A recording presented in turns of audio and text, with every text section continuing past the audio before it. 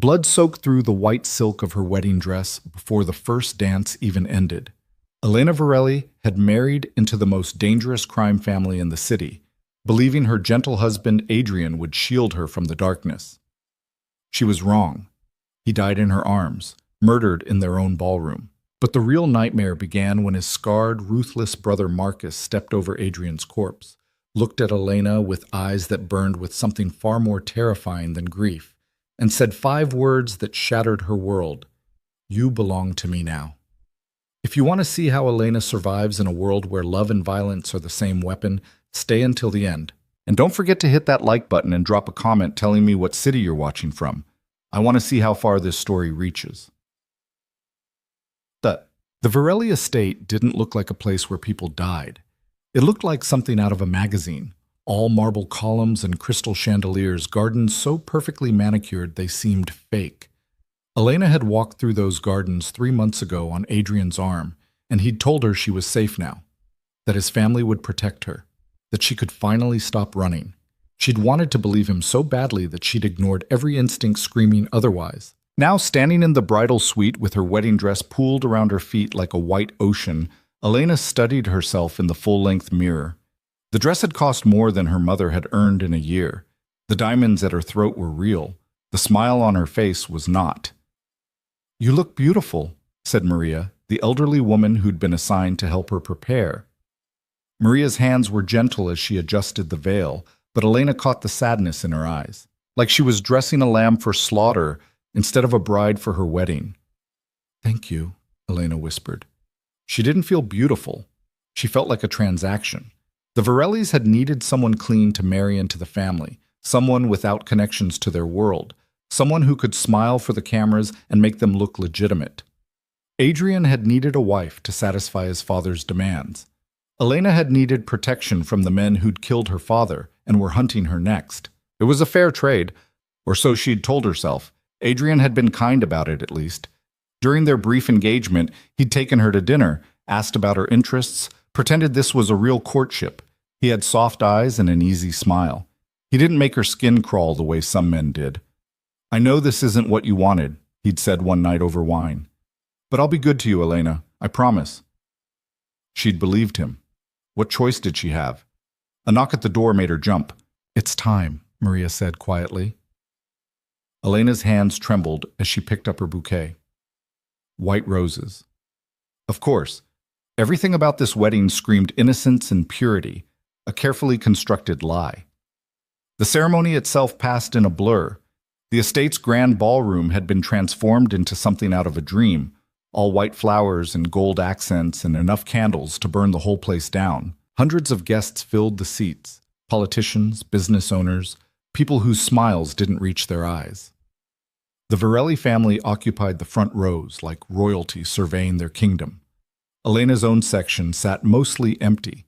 She had no family left to invite, no friends who'd dare attend a Varelli wedding, just a handful of distant relatives who'd shown up out of obligation and would leave as quickly as possible. Adrian stood at the altar in a perfectly tailored suit, looking every inch the gentleman. When Elena reached him, he took her hand and squeezed it gently. "You're doing great," he murmured. The officiant began speaking, but Elena barely heard the words. Her attention kept drifting to the man standing just behind Adrian, his best man, his brother, Marcus Varelli. She'd only met him once before, briefly, at a family dinner. He hadn't said much, just watched her with dark, unreadable eyes while the others talked. Adrian had mentioned that Marcus preferred to stay out of the spotlight, that he handled the family's security concerns, which was a polite way of saying he did the dirty work nobody wanted to acknowledge. Where Adrian was handsome in a soft, approachable way, Marcus was all hard edges, taller, broader, with a face that looked like it had been carved from stone and then cracked in a few places. A scar ran from his left eyebrow to his jaw, cutting through the stubble on his cheek. His suit fit perfectly, but he wore it like armor, not decoration. And he was staring at her, not the way guests stare at a bride, with joy or curiosity or boredom. Marcus looked at her like she was a problem he was trying to solve, or a mistake he was calculating how to fix. Elena forced herself to look away, to focus on Adrian's face as they exchanged vows. His voice was steady, sincere. When it came time to kiss, He leaned in carefully like he was afraid she might break. The guests applauded. Music swelled. It was done.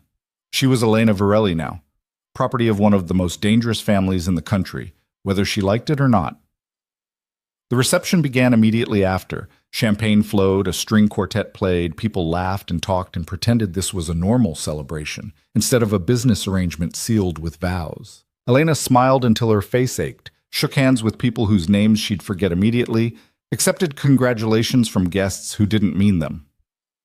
Adrian stayed close, playing the attentive husband, but even he couldn't hide the tension in his shoulders, the way his eyes kept scanning the room like he was waiting for something to go wrong. "Are you okay?" Elena asked during a rare moment alone. "Fine," he said too quickly. "Just a lot of people here.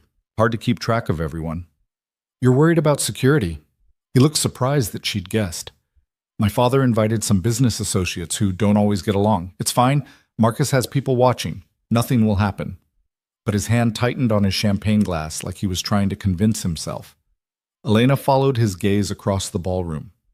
Marcus stood near the entrance, perfectly still, his dark eyes moving methodically from face to face. He looked like a predator scanning for threats, every muscle coiled and ready.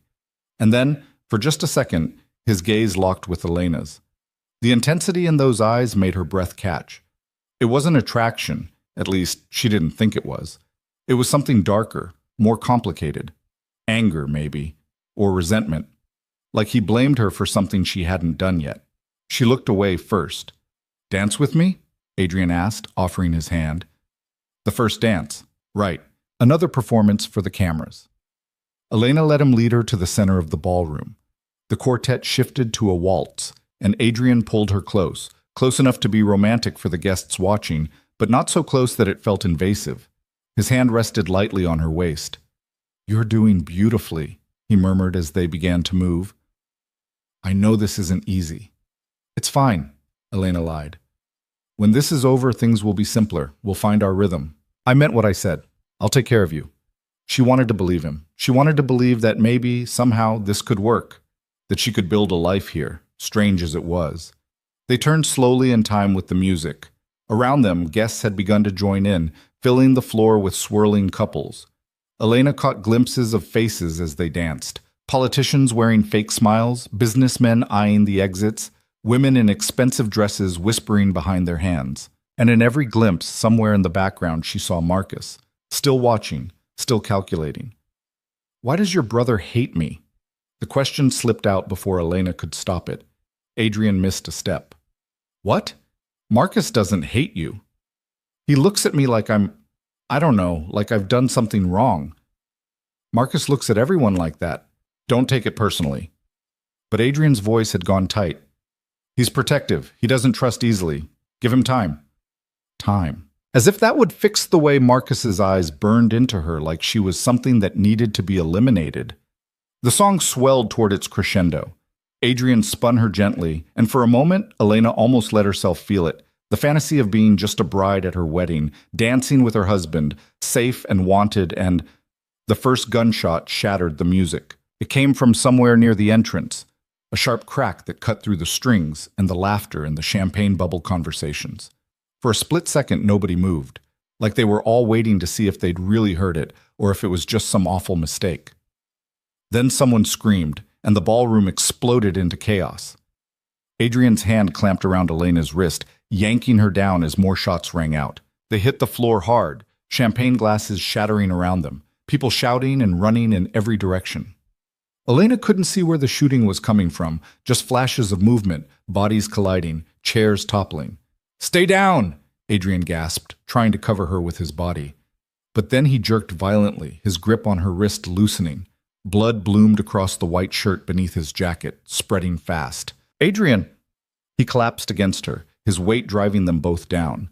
His eyes were wide, confused, like he couldn't understand what had just happened. "Adrian!" Elena caught him, his blood soaking into her dress, hot and wet and wrong. "No, no, no!" "Elena!" His voice came out weak, bubbling. "Run! I'm not leaving you. Run!" His eyes lost focus. The blood kept coming, too much blood. and Elena pressed her hands against the wound even though she knew it was useless. She'd seen enough death to recognize it when it was staring her in the face. Adrian died in her arms before the song even finished playing. The chaos around them continued. More gunfire, screaming, the sound of breaking glass. Elena couldn't move, couldn't breathe. Her husband's blood covered her hands, her dress, everything. She didn't know how long she knelt there. Seconds. Minutes. Time didn't work right anymore. Then someone grabbed her arm, hauling her up with bruising force. Elena looked up into Marcus's face. Blood spattered across his jaw, his suit torn at the shoulder. His dark eyes were cold, empty of anything resembling grief or fear. Let go. Elena tried to pull away. Marcus's grip tightened. You need to move, now. Adrian is dead. The words came out flat, brutal. And you will be too if you don't move. He didn't wait for her to comply, just dragged her away from Adrian's body, away from the center of the ballroom where the shooting had intensified. Elena's legs barely worked, stumbling over the hem of her ruined dress as Marcus pulled her toward a side exit. Around them, the Virelli security forces had engaged the attackers. Bodies lay scattered across the floor, guests, guards, men in black masks. The beautiful ballroom had transformed into a war zone in minutes. Marcus kicked open a service door and shoved Elena through. They emerged into a plain concrete hallway, the sounds of gunfire muffled but still audible. Wait here, Marcus ordered. Where are you? But he was already moving back toward the door, pulling a gun from inside his jacket. He moved like a soldier, not a grieving brother.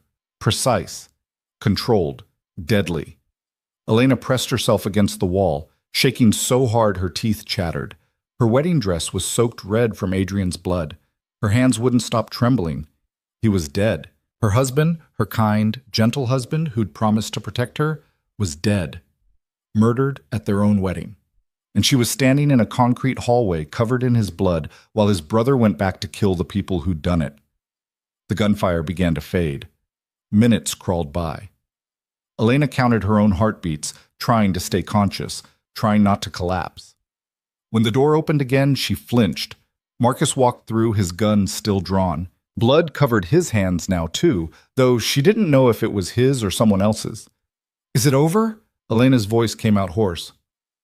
For now. Marcus holstered the gun and looked at her properly for the first time. His gaze swept over her blood-soaked dress, her shaking hands, her tear-streaked face. Something flickered in his eyes, too fast to identify. Can you walk? Elena nodded, though she wasn't sure it was true. Marcus started down the hallway without checking if she was following. Elena forced her legs to move, trailing after him through the service corridors of the estate. They passed other security personnel, all armed, all covered in varying amounts of blood and damage. Nobody spoke to them. They emerged into what looked like a private wing of the house, less ornate than the public areas, but still expensively furnished. Marcus led her to a bedroom and opened the door. Inside, Elena hesitated at the threshold. The room was large but sparse. A bed, a dresser, heavy curtains drawn over the windows. It looked like a cell dressed up as a bedroom. Why? Inside. Marcus's voice left no room for argument. Elena stepped into the room. Marcus followed, closing the door behind them. For a terrible moment, they just stood there, the silence stretching tight between them. Then Marcus pulled out his phone and made a call. It's done. 12 dead on their side, 6 on ours. Adrian's gone. His voice remained completely flat, like he was reporting inventory. No, she's secured. I'll handle it. He hung up and looked at Elena again with those cold, calculating eyes. Take off the dress. Elena's blood went ice cold. What? You're covered in blood. There's a bathroom through there. Shower. You'll find clothes in the closet. He spoke like he was giving mission orders, not talking to his dead brother's widow. I want to see Adrian. No. He's my husband. Was. Marcus took a step closer, and Elena instinctively backed up until she hit the wall. He didn't touch her, but his presence filled the space between them like a physical force. Adrian is dead. His body is being handled. You will shower, change, and wait here until I come back. You can't just lock me in here. I can do whatever I want. His voice dropped to something dangerous. You're in my house, under my protection now, and you will do exactly as I say. Is that clear?" Elena's throat closed up. This wasn't grief talking. This was control, pure, absolute control. And she was completely at his mercy. "Why are you doing this?" she whispered. Something like amusement flickered across Marcus's scarred face. Or maybe it was contempt. "Because you're valuable. Because people will come for you to get to us. Because, like it or not, you're a Varelli now." He leaned closer, his voice dropping to barely above a whisper. "And because I don't trust you not to run the first chance you get. I have nowhere to run to." "Exactly." Marcus straightened. "Shower, change. Don't try the windows. They're locked and alarmed. Don't try the door. There's a guard outside. Don't do anything stupid, and we'll get along fine." He turned to leave. "Marcus," Elena's voice cracked, "what happens to me now?" He paused at the door, his hand on the knob. For a long moment, he didn't answer. When he finally spoke, his words were quiet, almost thoughtful. "That depends entirely on you." Then he was gone, the lock clicking into place behind him. Elena stood frozen for several seconds before her legs gave out. She slid down the wall, her ruined wedding dress pooling around her, and finally let herself break. Adrian was dead. Her protector, her ticket to safety, her gentle husband, gone before they'd even had a wedding night. And Marcus, his terrifying brother who looked at her like she was both a burden and a prize, had just locked her in a room like a prisoner. She'd thought marrying into the Varelli family would save her. Instead, it had trapped her in something far worse than she'd imagined. Eventually, the tears stopped. Elena forced herself to stand, her legs shaky but functional. She couldn't stay on this floor forever. Couldn't stay frozen. The bathroom was as sparse as the bedroom. Clean, functional, nothing personal. Elena peeled off the blood-soaked wedding dress with trembling hands, leaving it in a white and red heap on the tile floor. The shower water ran pink when she stepped under it, washing away Adrian's blood, the makeup she'd worn for the ceremony, the last remnants of the fantasy that she could have a normal life. She stayed under the spray until the water ran clear and cold. The clothes in the closet were men's clothes, Marcus's, she assumed. Elena found the smallest shirt and a pair of sweatpants with a drawstring. They hung off her frame, but they were clean and they weren't covered in blood. She sat on the edge of the bed and waited. Hours passed. Nobody came. Night fell outside the heavy curtains. Elena dozed fitfully, jerking awake at every small sound, her heart racing. When the lock finally clicked open again, it was deep into the night, or maybe early morning. Elena had lost track. Marcus entered carrying a tray. Food, she realized. A sandwich, fruit, water. He set it on the dresser and stepped back, watching her with that same unreadable expression. "Eat." Elena didn't move. "What happened to the people who attacked us? Dead? All of them? The ones we could find." Marcus leaned against the wall, his arms crossed. He'd changed clothes too, clean black shirt and pants, though he still looked like he'd been through a war. "The ones we missed will be found." "Who were they? Does it matter?" "Yes." Elena's hands clenched in her lap. "Your brother died protecting me from them. I think I deserve to know who killed him." Something flickered in Marcus's eyes at the mention of Adrian. Pain, maybe, or anger, but it was gone too fast to be sure. Business rivals, people who thought attacking a wedding would send a message. His jaw tightened. They were wrong. What kind of message? That the Varellis are vulnerable, that we're weak. He pushed off the wall, pacing slowly. "My father built this empire on fear and respect. Adrian was supposed to be the face of legitimacy, the son who could smile for cameras and make everyone believe we're just another rich family. Tonight proved that strategy failed." Elena watched him move, predatory and restless. "And what are you?" Marcus stopped, looking at her directly. "I'm the part of this family people don't talk about, the part that keeps us alive. By killing people." "Yes." The blunt honesty was somehow worse than a lie would have been. "Why am I locked in here?" Elena asked. "If you wanted me dead, I'd be dead already. So what do you want?" Marcus studied her for a long moment. Then, unexpectedly, he smiled. It wasn't a kind smile. "You're smarter than I expected. Answer the question." "Your leverage," he said simply. Your family name still means something in certain circles, and you're Adrian's widow. That makes you valuable to people who want to hurt us. So until I determine what to do with you, you stay here where I can control the variables. I'm a person, not a variable. In my world, everyone is a variable. Marcus moved closer, his gaze intense. You want honesty? Fine. I didn't want Adrian to marry you. I told him it was a mistake, that bringing someone from outside into this family would create complications. But he insisted, said you needed protection, that we owed it to your father. Elena's heart stuttered. You knew my father? Everyone knew Anthony Costa. He worked for us for 15 years before he made the mistake of trying to walk away. Marcus's expression hardened. Adrian convinced our father to let him go peacefully, to let him take his daughter and disappear. That protection ended when those same business rivals found him anyway. The room tilted. You're saying my father worked for the Varellis? He ran our accounting, knew where every dollar came from and where it went. When he wanted out, he became a liability. Marcus watched her face carefully. Adrian felt guilty about it. Thought marrying you would somehow make it right. I told him it wouldn't, that you'd be a weakness someone would exploit. And now? Now he's dead, and I was right. Marcus's voice went cold. But he's also dead, and that means his debts transfer to me, including his widow. Elena's hands were shaking again. Everything she thought she knew, every piece of the story Adrian had told her, was a lie. Her father hadn't been an innocent accountant caught in the crossfire.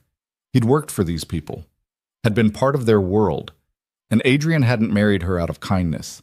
He'd married her out of guilt. I want to leave, she said quietly. No.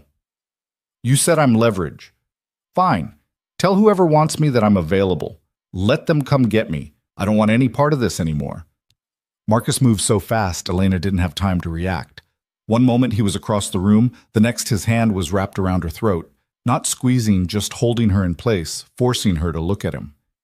You don't get to choose, he said softly. You stopped having choices the moment you married into this family. Whether you like it or not, you're a Varelli now. That name is branded on you. You can't wash it off, can't run from it. The only question is whether you accept it or spend the rest of your very short life fighting against it. Elena met his eyes, her pulse hammering against his palm. Why do you care if I accept it or not? For a moment, Marcus didn't answer. His thumb brushed against her jaw, almost gentle, completely at odds with the threat in his grip. Then he released her and stepped back. Eat, sleep. Tomorrow we'll discuss what happens next. He left without another word, the lock clicking behind him. Elena sat in the silence, her hand pressed to her throat, where she could still feel the ghost of his touch. Her mind raced through everything he'd told her, about her father, about Adrian, about why she was really here. She'd married into the Varelli family, thinking it would save her. But salvation had never been on the table, just different versions of the same trap, closing around her from every angle. And Marcus, scarred, brutal Marcus, who looked at her like she was simultaneously worthless and precious, held all the keys. Elena pulled the tray of food closer and forced herself to eat, not because she was hungry, but because she needed strength for whatever came next. If she was going to survive in this world, she needed to stop being the helpless widow everyone expected her to be. She needed to become something else entirely. 3 days passed before Marcus came back. 3 days of meals delivered by silent guards who wouldn't meet her eyes. 3 days of staring at the same 4 walls, testing the windows that wouldn't open, listening to footsteps in the hallway that never stopped. 3 days of Elena pacing the room like a caged animal, her mind running through every possible escape route and finding none. She'd tried the door on the second day. The guard outside had simply pushed her back inside without a word, his hand firm on her shoulder. Not violent, but not gentle either. A reminder that she was property now, not a person. On the morning of the 4th day, the lock clicked and Marcus walked in. He looked like he hadn't slept. Dark circles shadowed his eyes, his jaw was covered in several days' worth of stubble, and there was a fresh cut above his eyebrow that hadn't been there before. But his clothes were clean, his movements controlled. Whatever hell he'd been through, he was still functioning. Get dressed, he said without preamble. Something decent. You have 10 minutes. Elena stood from where she'd been sitting on the bed. Why? Because I said so. That's not an answer. Marcus's eyes narrowed. You want answers? Fine. Adrian's funeral is in 2 hours. You're expected to attend. My father wants to see the grieving widow stand by the grave and play her part. So you're going to put on a black dress, keep your mouth shut, and do exactly what I tell you to do. Clear? The words hit like a slap. Adrian's funeral. Of course. She'd been so focused on her own imprisonment that she'd almost forgotten he was dead. Almost forgotten that 4 days ago, she'd held him while he bled out on a ballroom floor. Shame burned through her chest. I don't have any clothes, she said quietly. Marcus gestured toward the closet. Look again. Elena opened the closet door. Where before there had only been Marcus's oversized shirts and pants, now a section of women's clothing hung neatly. Black dresses mostly. Morning clothes. Someone had been in here while she slept. The thought made her skin crawl. She pulled out the simplest dress she could find, black, long-sleeved, high-necked. Nothing fancy. Nothing that screamed, look at me. She wanted to disappear today, not perform. 8 minutes, Marcus said from behind her. Elena turned. Can I have some privacy? No. Excuse me? I don't trust you not to do something stupid. Change or don't. Your choice. Heat flooded Elena's face. You're not serious. Marcus crossed his arms and leaned against the wall, his expression bored. 7 minutes. Bastard. Elena grabbed the dress and stalked into the bathroom, slamming the door harder than necessary. She changed quickly, her hands shaking with anger more than fear now. When she emerged, Marcus was still waiting in the same position, utterly unmoved. Shoes are by the door, he said. Let's go. The heels were simple black pumps that fit well enough. Elena slipped them on and followed Marcus out of the room for the first time in 4 days. The hallway beyond was as sterile as she remembered. Cream walls, expensive art that meant nothing, thick carpet that muffled every sound. They passed other rooms, all with closed doors. Voices filtered through some of them. Conversations Elena couldn't make out. The Varelli estate was enormous, sprawling across what had to be several acres. She'd only seen a fraction of it on her wedding day. Wedding day. The phrase tasted like poison now. Marcus led her down a grand staircase into a foyer that opened onto the circular driveway. Black cars lined up like a funeral procession, because that's exactly what they were. Men in dark suits stood beside them, smoking, talking in low voices. They all stopped when Marcus appeared, their eyes tracking to Elena with varying degrees of interest and contempt. She lifted her chin and kept walking. Marcus opened the door to one of the cars, a sleek black sedan with tinted windows. Inside, Elena slid into the back seat. Marcus followed, sitting beside her but maintaining a careful distance. The driver got in without a word and pulled away from the estate. They drove in silence through the city. Elena watched the buildings pass. The people on the streets living their normal lives, oblivious to the fact that she was trapped in a nightmare. She wanted to scream at them, to bang on the windows and beg for help. But what would be the point? Nobody helped people like her. Nobody crossed the Varellis. Where's the funeral? She asked, more to break the silence than because she cared. Family plot, about 20 minutes outside the city. Marcus didn't look at her when he spoke. His gaze was fixed on something outside the window, his jaw tight. Will there be a lot of people? Enough. What am I supposed to say if someone asks me questions? Nothing. You don't speak unless I tell you to. Marcus finally turned to look at her, his dark eyes flat. You stand where I put you, you cry if you can manage it, and you don't draw attention. That's all. I'm his widow. People will expect what I tell them to expect. His voice dropped into something dangerous. You seem to be confused about your position here, Elena. So let me clarify. You are not a grieving widow with rights and autonomy. You are a liability I'm managing until I decide what to do with you. The only reason you're breathing is because killing you would create more problems than it solves. Don't make me reconsider that calculation. Elena's throat tightened. You're threatening to kill me. I'm stating facts. Marcus turned back to the window. Adrian's death left a power vacuum. Other families are circling, looking for weaknesses. My father is old and getting older. That leaves me to hold everything together while people tear at the edges, trying to take what's ours.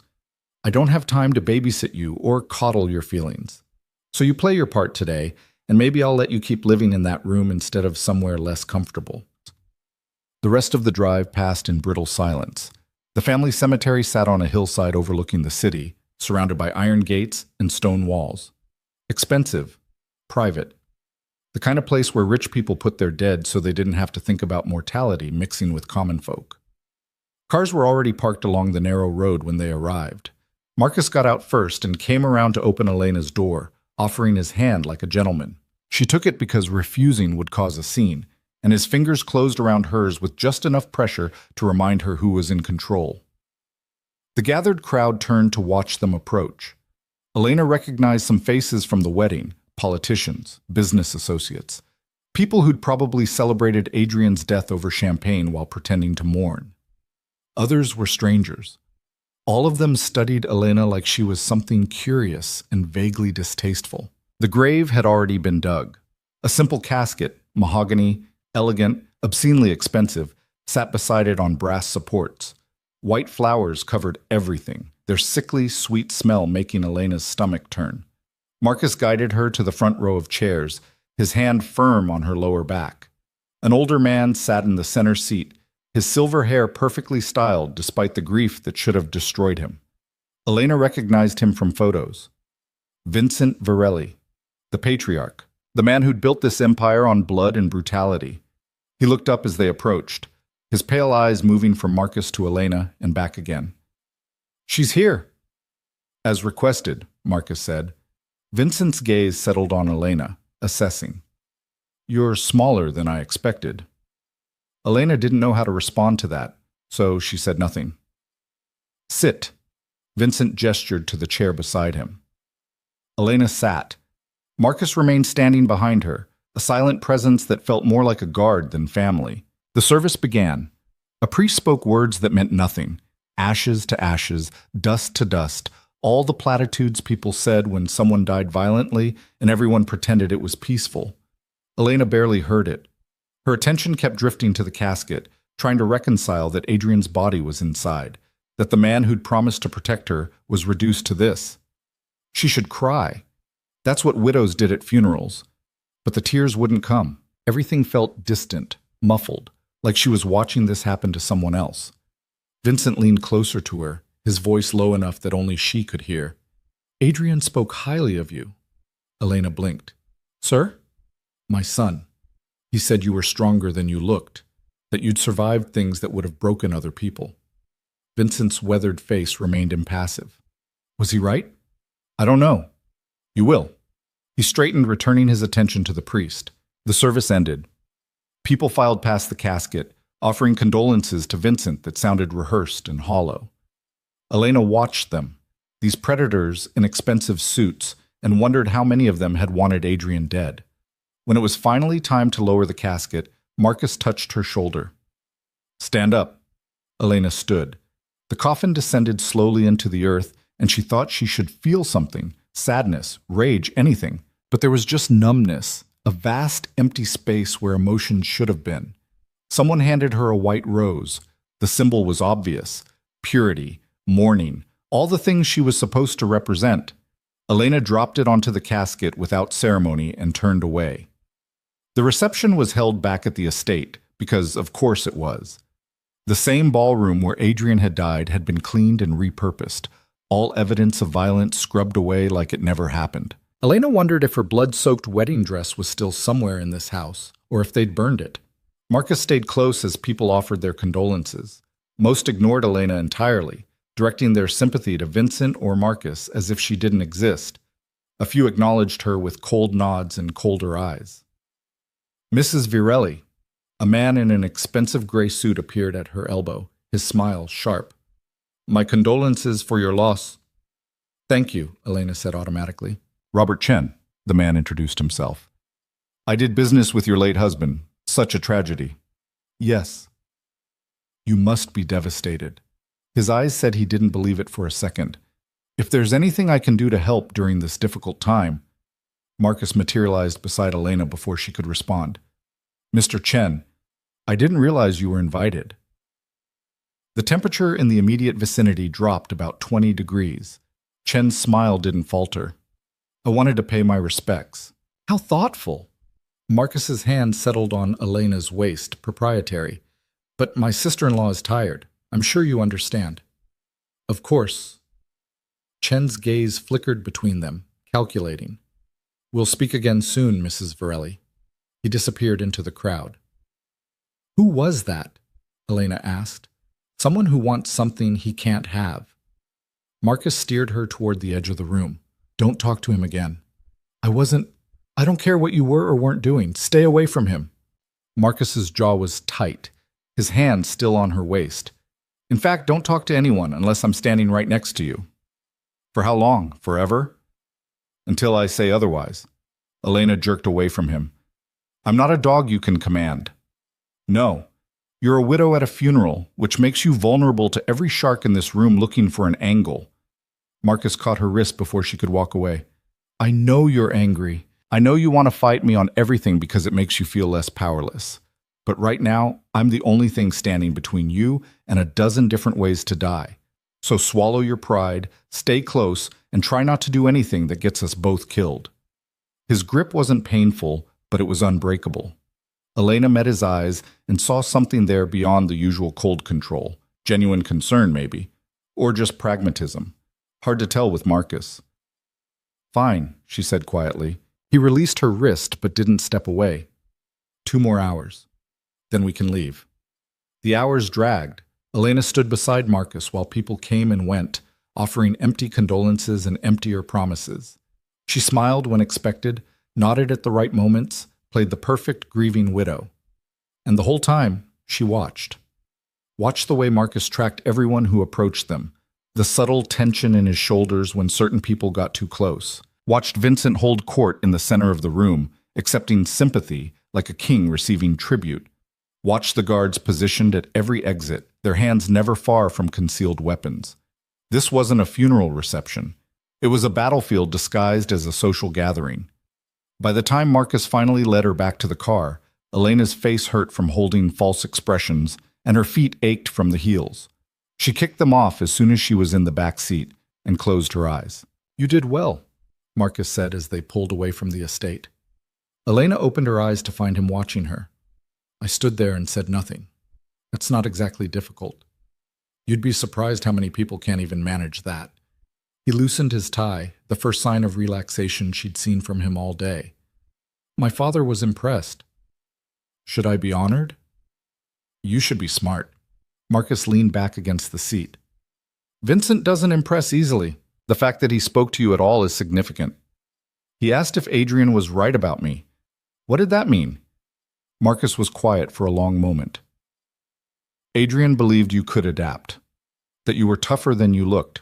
My father wanted to see for himself. And he saw someone who didn't fall apart under pressure, someone who might actually survive in this world. Marcus's gaze remained steady on her. Whether that's good or bad remains to be seen. They lapsed back into silence. Elena watched the city lights blur past the window, her mind churning through everything that had happened. The funeral, the reception, the predators circling with their false sympathy and real threats. She'd survived today.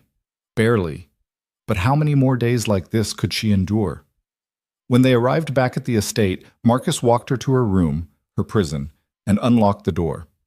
Elena expected him to push her inside and leave like always. Instead, he followed her in and closed the door behind them. Elena's pulse spiked. What are you doing? We need to talk. Marcus moved to the window and checked the locks, then swept the room with his eyes like he was looking for surveillance equipment. Sit down. I've been sitting all day. Elena. Her name came out sharp. Sit down. She sat on the edge of the bed, her hands clasped in her lap. Marcus remained standing, pacing slowly, his expression troubled in a way she'd never seen before. What happened at the wedding? He began, then stopped. Started again. The attack wasn't random. You said they were business rivals. They were, but someone gave them intel. Exact timing, security positions where Adrian would be standing. Marcus's hands clenched into fists. It was too precise. Too planned. Elena's stomach dropped. You're saying someone inside helped them? Yes. Who?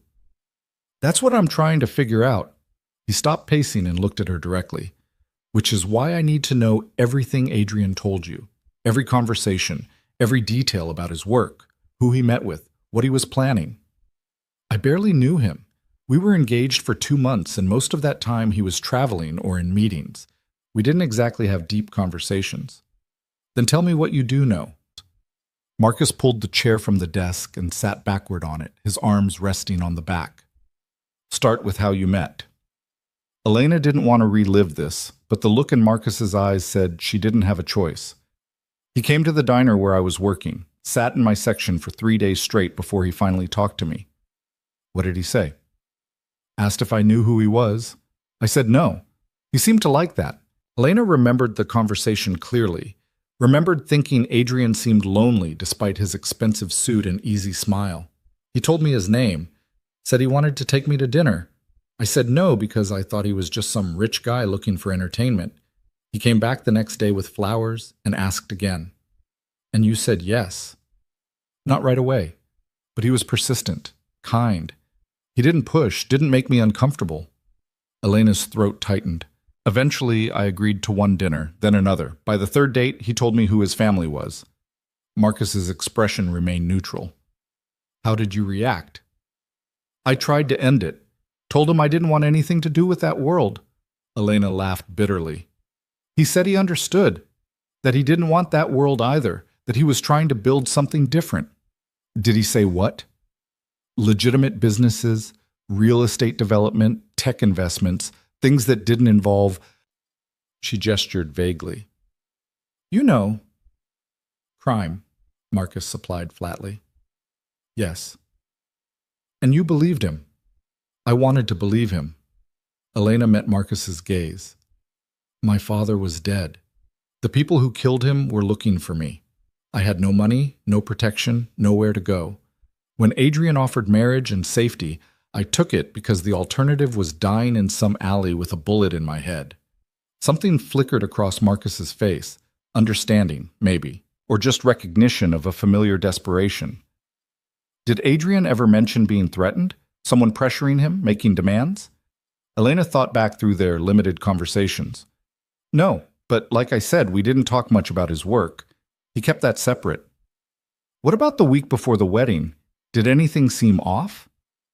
He was stressed, nervous. I thought it was just pre-wedding anxiety, but Elena paused, remembering.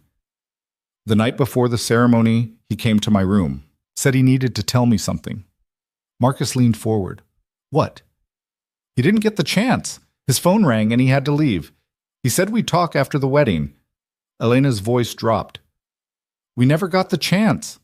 Marcus stood abruptly and resumed pacing.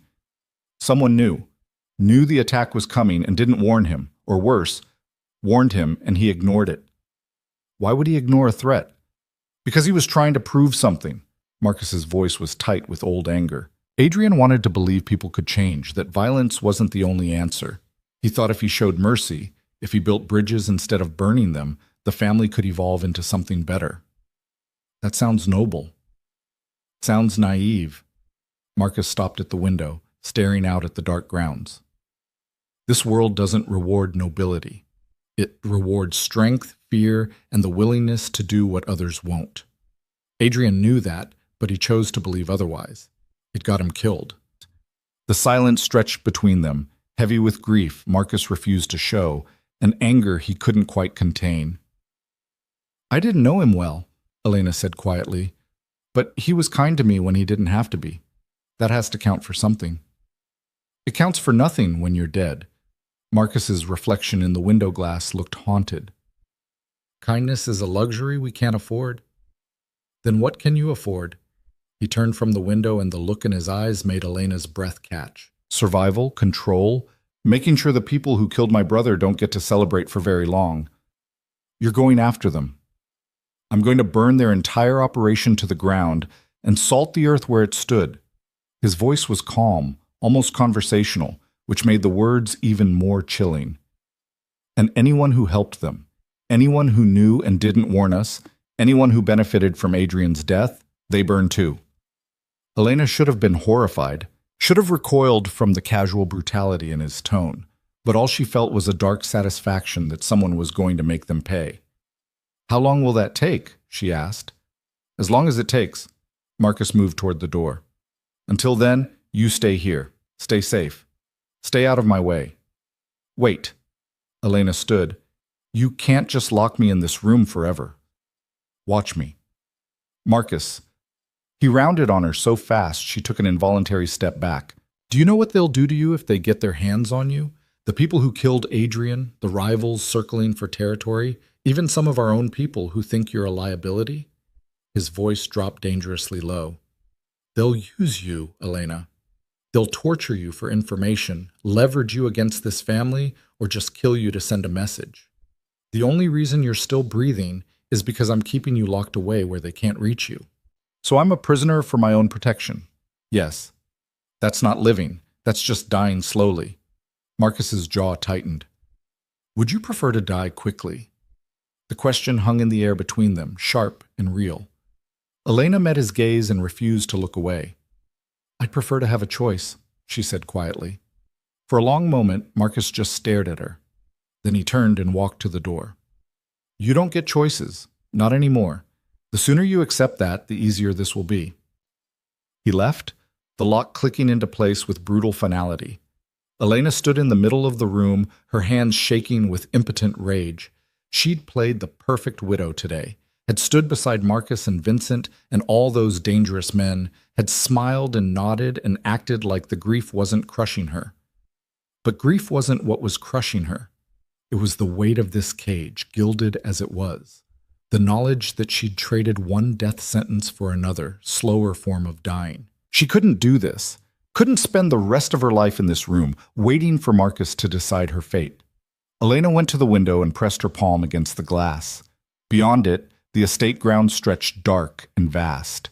Freedom was right there, just on the other side of locked windows and armed guards, and a man who controlled her life with brutal efficiency. But freedom existed. She just had to figure out how to take it. The next morning, a guard delivered breakfast and a newspaper. Elena almost ignored it. What did she care about the outside world when she was trapped in here? But boredom made her flip through it anyway. The headline stopped her cold. Varelli Wedding Massacre, 12 dead. Rival family suspected. Below it, a photo of the estate, emergency vehicles lining the driveway. And smaller, in the corner, a photo of Adrian from some charity event, smiling at the camera, like he didn't have a care in the world. Elena read the article twice. It was mostly speculation and carefully worded non-information. The police were investigating. No arrests had been made. The Varelli family declined to comment. But buried in the middle, one line made her breath stop. Sources close to the family suggest the attack may have been an inside job, raising questions about loyalty within the organization. So Marcus had been right. Someone inside had betrayed them. And whoever it was, they were still out there, still a threat. Elena set down the newspaper and stared at the locked door. Marcus was hunting traitors and enemies while keeping her locked away like a piece of valuable furniture. But what if she didn't have to sit here uselessly? What if there was a way to make herself valuable enough that he had to let her out? The idea was dangerous, probably stupid, but it was better than slowly losing her mind in this room. Elena started paying attention to everything, the guards' routines, when they changed shifts, the sounds from other parts of the house, trying to map the layout in her mind, the scraps of conversation she could hear through the door. On the 5th day of her imprisonment, the lock clicked open at an unusual time, mid-afternoon instead of morning or evening. Elena looked up from the book she'd been pretending to read. Marcus stood in the doorway, and he looked like death. Blood soaked his shirt, fresh and dark. His knuckles were split and swollen. A deep gash ran along his collarbone, and his left eye was beginning to swell shut. He stumbled into the room and kicked the door shut behind him. Jesus, Elena breathed. What happened? Nothing. Marcus's voice came out rough, strained. He made it 3 steps before his legs gave out and he went down hard, catching himself on the edge of the dresser. Elena was moving before she thought about it, crossing the room to grab his arm before he hit the floor completely. You need a hospital. No hospitals. He shook her off and tried to stand. Failed. Just need to sit down for a minute. You need stitches. You're bleeding everywhere. I'm fine. You're clearly not fine. Elena grabbed a shirt from the closet and pressed it against the wound on his collarbone. Hold this. Marcus complied, his hand covering hers for a moment before she pulled away. His skin was hot, feverish. How much blood had he lost? Where's your first aid kit? Elena demanded. Bathroom, under the sink. She found it quickly, a well-stocked medical kit that suggested this wasn't the first time someone had needed emergency treatment in this room. Elena grabbed it and returned to find Marcus slumped against the side of the bed, his eyes closed. Stay awake, she ordered. Trying. Elena knelt beside him and carefully peeled back the blood-soaked shirt. The gash was deep but clean, probably a knife. It needed proper medical attention, but she could at least stop the bleeding and prevent infection. This is going to hurt, she warned. Everything hurts. Marcus opened his one good eye to look at her. Just do it.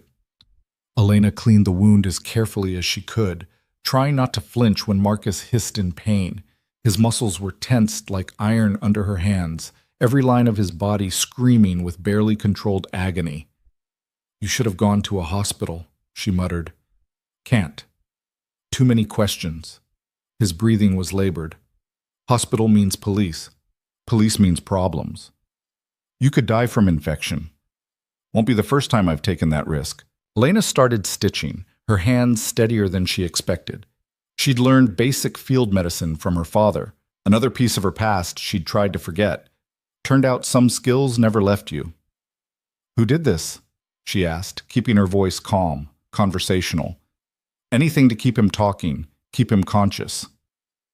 The people who killed Adrian. Marcus's voice was getting thicker. Found their safe house. They weren't happy to see me. How many? 5. 4 now. You killed them. Most of them.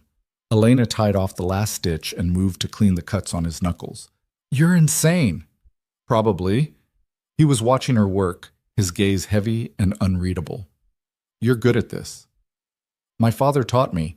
Said in his line of work, knowing how to patch people up was a valuable skill. Elena's hands paused.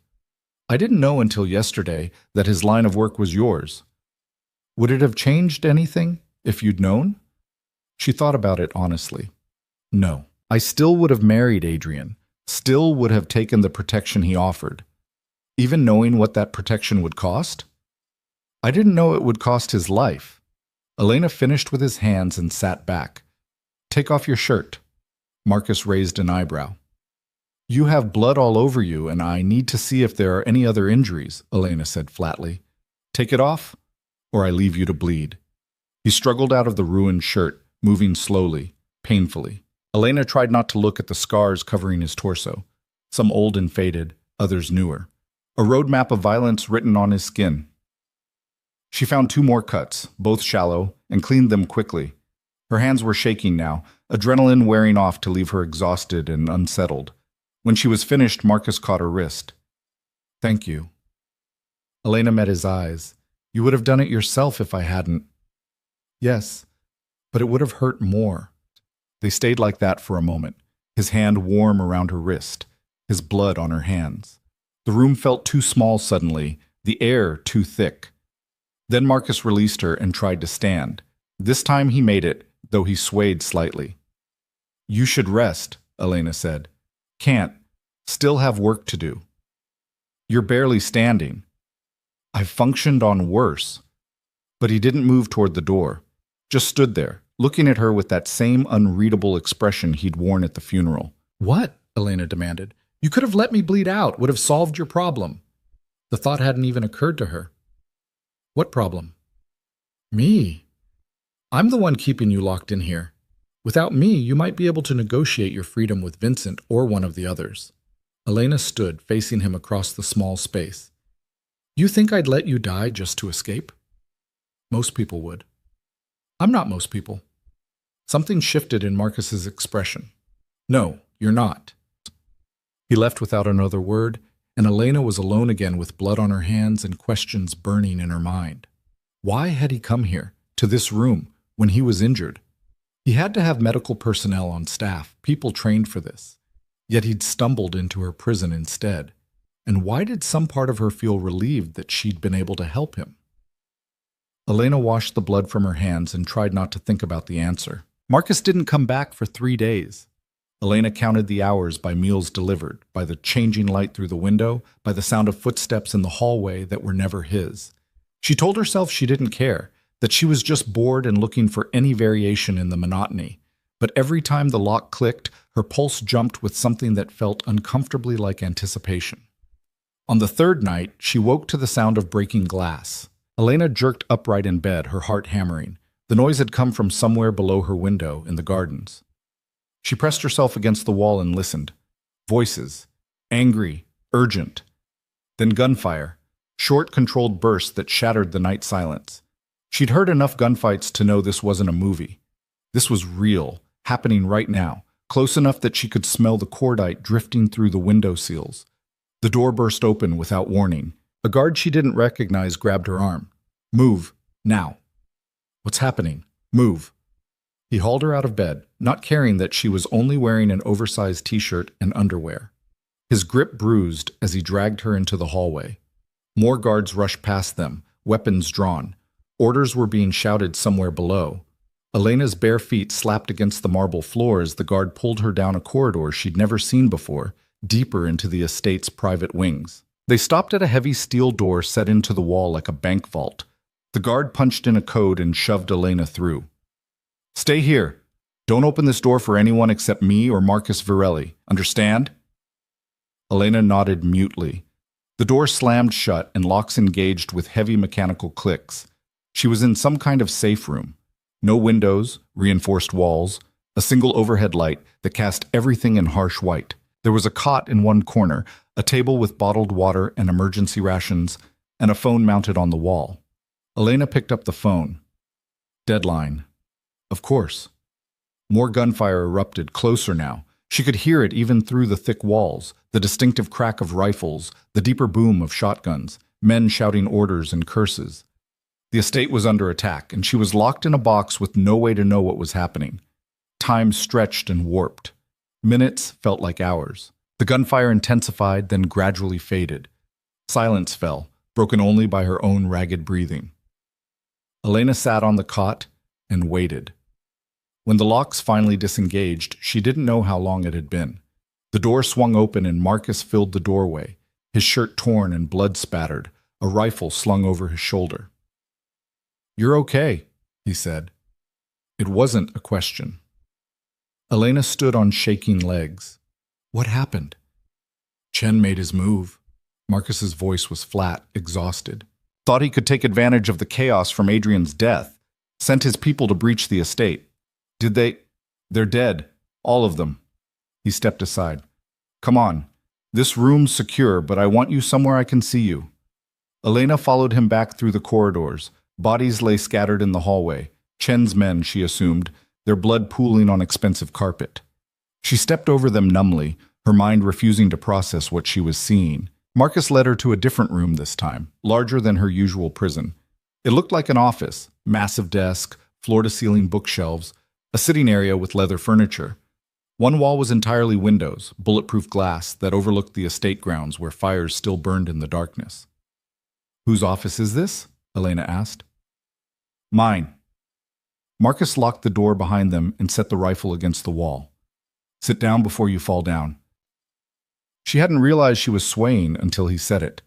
Elena sank into one of the leather chairs, her legs finally giving out. How many?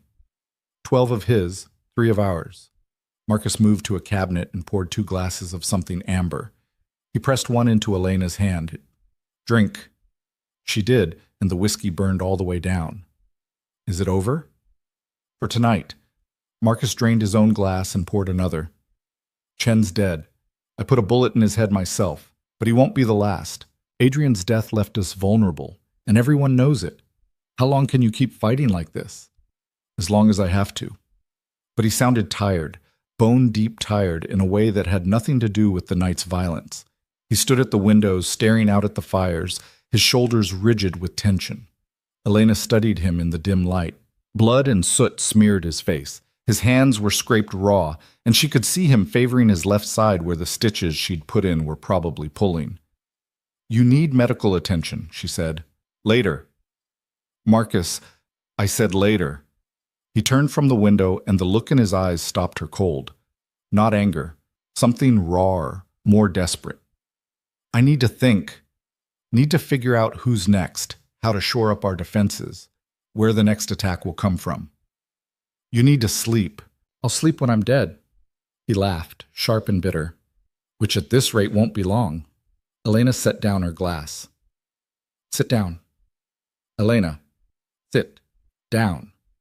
She used the same tone he'd used on her 100 times, and to her surprise he obeyed, dropped into the chair across from her like his strings had been cut. Up close, she could see the toll the last week had taken. The dark circles under his eyes had deepened to bruises. His face was thinner, sharper. He looked like a man running on nothing but rage and willpower. When did you last eat? Elena asked. Marcus had to think about it. Yesterday, maybe. And sleep? Couple hours here and there. You can't function like this. I don't have a choice. His voice cracked slightly. Every second I'm not working, I'm giving our enemies time to plan their next move. Every moment I rest is another opportunity for someone to put a knife in my back. And if you collapse from exhaustion, what then? Who holds everything together? Marcus rubbed his face with both hands. You don't understand how this works. Then explain it to me. He looked at her for a long moment, and she saw something shift behind his eyes. A decision being made. This family is held together by fear and respect in equal measure. My father built that over 40 years. Adrian was supposed to be the next generation, the acceptable face that made us look legitimate while I handled the ugly necessities. But with him gone, there's a vacuum, and every rival family, every ambitious underboss, every two-bit enforcer with delusions of grandeur can see it. So you have to prove you're strong enough to fill it. I have to prove I'm terrifying enough that nobody dares challenge me. Marcus leaned back in the chair. Which means I can't show weakness, can't slow down, can't afford to be anything less than the monster they're all afraid of. Elena thought about the bodies in the hallway, the blood on his hands, the cold efficiency with which he'd talked about killing Chen. You're not a monster. You don't know what I've done. I know you came to my room when you were injured instead of going to your own people. I know you've kept me alive when killing me would have been simpler. I know you're exhausted and grieving and trying to hold together an empire that's tearing itself apart. She met his gaze steadily. Monsters don't do those things. Marcus laughed, but there was no humor in it. You're naive. I'm realistic. Monsters don't feel guilty about what they do. You do. How would you know? Because you can't sleep. Because you're killing yourself trying to be everything to everyone. Because you look at me sometimes like you can't figure out if I'm a person or a problem, and that confusion bothers you. Elena leaned forward. A real monster wouldn't care. The silence stretched between them, charged with something Elena couldn't name. Marcus stared at her like he was seeing her for the first time, really seeing her instead of just calculating her value or threat level. Adrian was right about you, he said finally. You are stronger than you look. I had to be. Weak people don't survive in my world either. Your world. Marcus's expression turned thoughtful. What was it like before all this? Nobody had asked her that. Not Adrian, not Vincent, nobody. They'd all been too focused on using her or protecting her or managing her to care about who she'd been before she became Elena Virelli. Poor, Elena said simply. My father worked constantly, trying to make enough to keep us fed and safe. After my mother left, it was just the two of us. He taught me how to take care of myself, how to recognize danger, how to patch wounds and disappear when necessary. I thought he was just paranoid. Turns out he was preparing me for exactly the kind of life he was trying to escape. Do you hate him for it? For bringing this world to your doorstep? Elena considered the question honestly. Sometimes, but mostly I just miss him. He wasn't perfect, but he tried to protect me the only way he knew how. By working for the Virellis. By doing what he had to do to keep me alive. She paused. Same thing you're doing now. Marcus flinched like she'd struck him. It's not the same. Isn't it? You're destroying yourself to protect your family, making choices that eat at you because the alternative is letting everything fall apart. How is that different? Because I chose this life. You didn't. Neither did Adrian, really. He was born into it, same as you. Elena watched emotions flicker across Marcus's face. Grief, Anger, something that might have been regret. He told me once that he wished he could have been someone else, done something that mattered beyond maintaining an empire built on fear. When did he tell you that? The second time we had dinner. He'd had too much wine and got philosophical. The memory made her chest tight. He said the only good thing about being a Varelli was having enough power to actually help people sometimes. That maybe if he could use that power right, he could balance out all the bad. Marcus stood abruptly and went back to the window. He was an idealist. It got him killed. Or someone's betrayal got him killed, and his idealism had nothing to do with it. His idealism made him trust people he shouldn't have trusted. Marcus's reflection in the glass looked haunted. He wanted to believe in the best of people, refused to see threats until they were already pulling the trigger. And you see threats everywhere. Because they're everywhere. He turned to face her. You think I'm paranoid. But I've kept this family alive through 3 attempted coups, 2 federal investigations, and more assassination attempts than I can count. Adrian's way got him a grave. My way keeps people breathing. It also keeps you isolated and exhausted and one bad night away from a breakdown. Marcus crossed the room in 3 strides and grabbed her shoulders, yanking her out of the chair.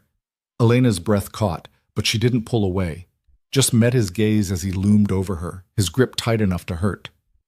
You want to know the truth? His voice was rough, barely controlled. I'm one bad night away from burning this entire empire to the ground and walking away. I'm one moment of weakness from putting a bullet in my own head because I'm so tired of carrying this weight. I'm hanging on by my fingernails, and the only thing keeping me going is knowing that if I fall, everyone who depends on me dies. Then let someone help you carry it. There's no one. I'm here. The words came out before Elena could think them through. I'm not asking you to trust me with everything, but you don't have to do all of this alone. Marcus stared at her, his hands still gripping her shoulders, his breathing ragged. Why would you help me? I've kept you prisoner, treated you like property, given you every reason to hate me. Because despite all that, you've also kept me alive. Because I watched you grieve your brother while pretending you didn't care. Because I stitched your wounds and saw how much you're hurting underneath all the control. Elena lifted her hand to his face, her palm against the scarred side. Because I think you're drowning, and I know what that feels like. For a moment, Marcus didn't move, just stood frozen with her hand on his face, his eyes searching hers for lies or manipulation, or whatever he was used to finding in people. Then something in him broke. He kissed her. It wasn't gentle. There was nothing tender about the way his mouth crashed into hers, desperate and almost violent. His hands moved from her shoulders to her hair, tangling in it, holding her in place like he was afraid she'd disappear. Elena should have pushed him away, should have been horrified, disgusted, anything but this. But she found herself kissing him back just as desperately, her hands fisting in his ruined shirt, pulling him closer instead of shoving him away. It was wrong on every level. He was her dead husband's brother, her jailer, the man who held her life in his blood-stained hands. But in that moment, she didn't care about any of it, just needed this connection, this proof that she was still alive and feeling something other than fear and numbness. Marcus pulled back first, breathing hard, his forehead pressed against hers. This is a mistake. Probably. We shouldn't. I know. But neither of them moved apart. They stood there in the dim office, the fires still burning outside, the bodies still cooling in the hallways, and something between them had shifted irrevocably. I didn't hate you, Marcus said quietly. At the wedding. You thought I hated you, but I didn't. Elena's pulse was racing. Then what was it?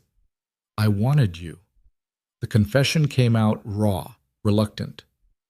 Watched you for weeks before Adrian ever approached you.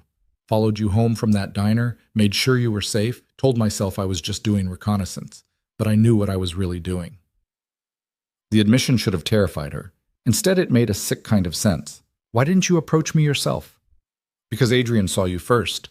Because he called dibs like we were children fighting over a toy. Marcus's laugh was bitter. Because I knew if I got close to you, I'd want to keep you, and wanting things makes you vulnerable. So I let Adrian have you and convinced myself I was fine with it. But you weren't.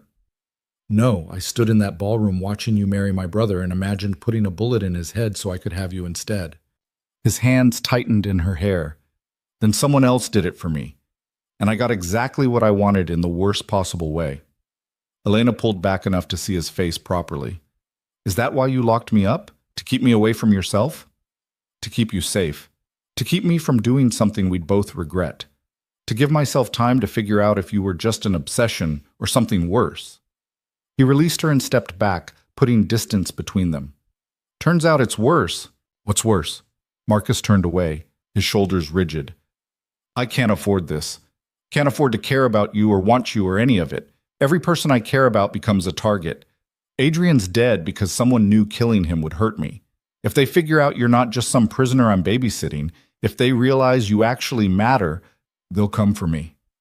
They'll do worse than just kill you. They'll make me watch while they take you apart piece by piece, and then they'll kill you anyway, just to prove they can. His voice was rough with something that sounded like panic. I can't let that happen. Elena's mind was reeling, trying to process everything he'd just admitted. Marcus had wanted her, had watched her, had kept her locked away not just for her protection, but for his own self-control. And now he'd just kissed her like a drowning man grasping for air. So what do we do? She asked. Nothing. This doesn't happen again. Marcus faced her, and his expression had gone cold again, locked down. You go back to your room, I go back to work. We forget this conversation ever happened. Just like that. Just like that. Elena laughed, sharp and bitter. You really think you can just turn it off? Pretend you don't feel whatever this is? I've been pretending since the day I saw you. I can keep pretending. He moved toward the door. Come on, I'll take you back. But Elena didn't move. What if I don't want to pretend? Marcus froze with his hand on the doorknob. Don't. Don't what? Don't admit that I felt something when you kissed me? Don't acknowledge that you're the first person in months who's treated me like I have a brain in my head? Don't make this harder than it has to be. He still wasn't looking at her. You think you want this, but you don't. I'm not Adrian. I'm not kind or gentle or any of the things you deserve. I'm the monster who keeps the other monsters in line, and getting close to me will destroy you. I'm already destroyed. Your brother died in my arms. I'm locked in a house full of people who want me dead. My entire life is gone. What else can you possibly take from me? Your hope. Marcus finally turned to face her, and the raw pain in his eyes made her chest ache. That's what I'll take. The part of you that still believes things can get better. I'll corrupt it, twist it, until you're as dark and damaged as I am, and you'll hate me for it. You don't know that. Yes, I do, because it's what I do. It's what this life does. He opened the door. Now come on, before I change my mind about being noble. Elena crossed the room but stopped at the threshold. You're wrong, you know. About what? Thinking you're a monster. Monsters don't try to protect people from themselves. She walked past him into the hallway before he could respond. Marcus followed silently, keeping a careful distance between them, and Elena felt the weight of everything unsaid pressing down like a physical force. When they reached her usual room, Marcus unlocked the door but didn't follow her inside. Just stood in the doorway, looking like he wanted to say something and couldn't find the words. Get some sleep, Elena said quietly. Please. I'll try. Marcus. She turned to face him fully. Thank you for keeping me alive tonight.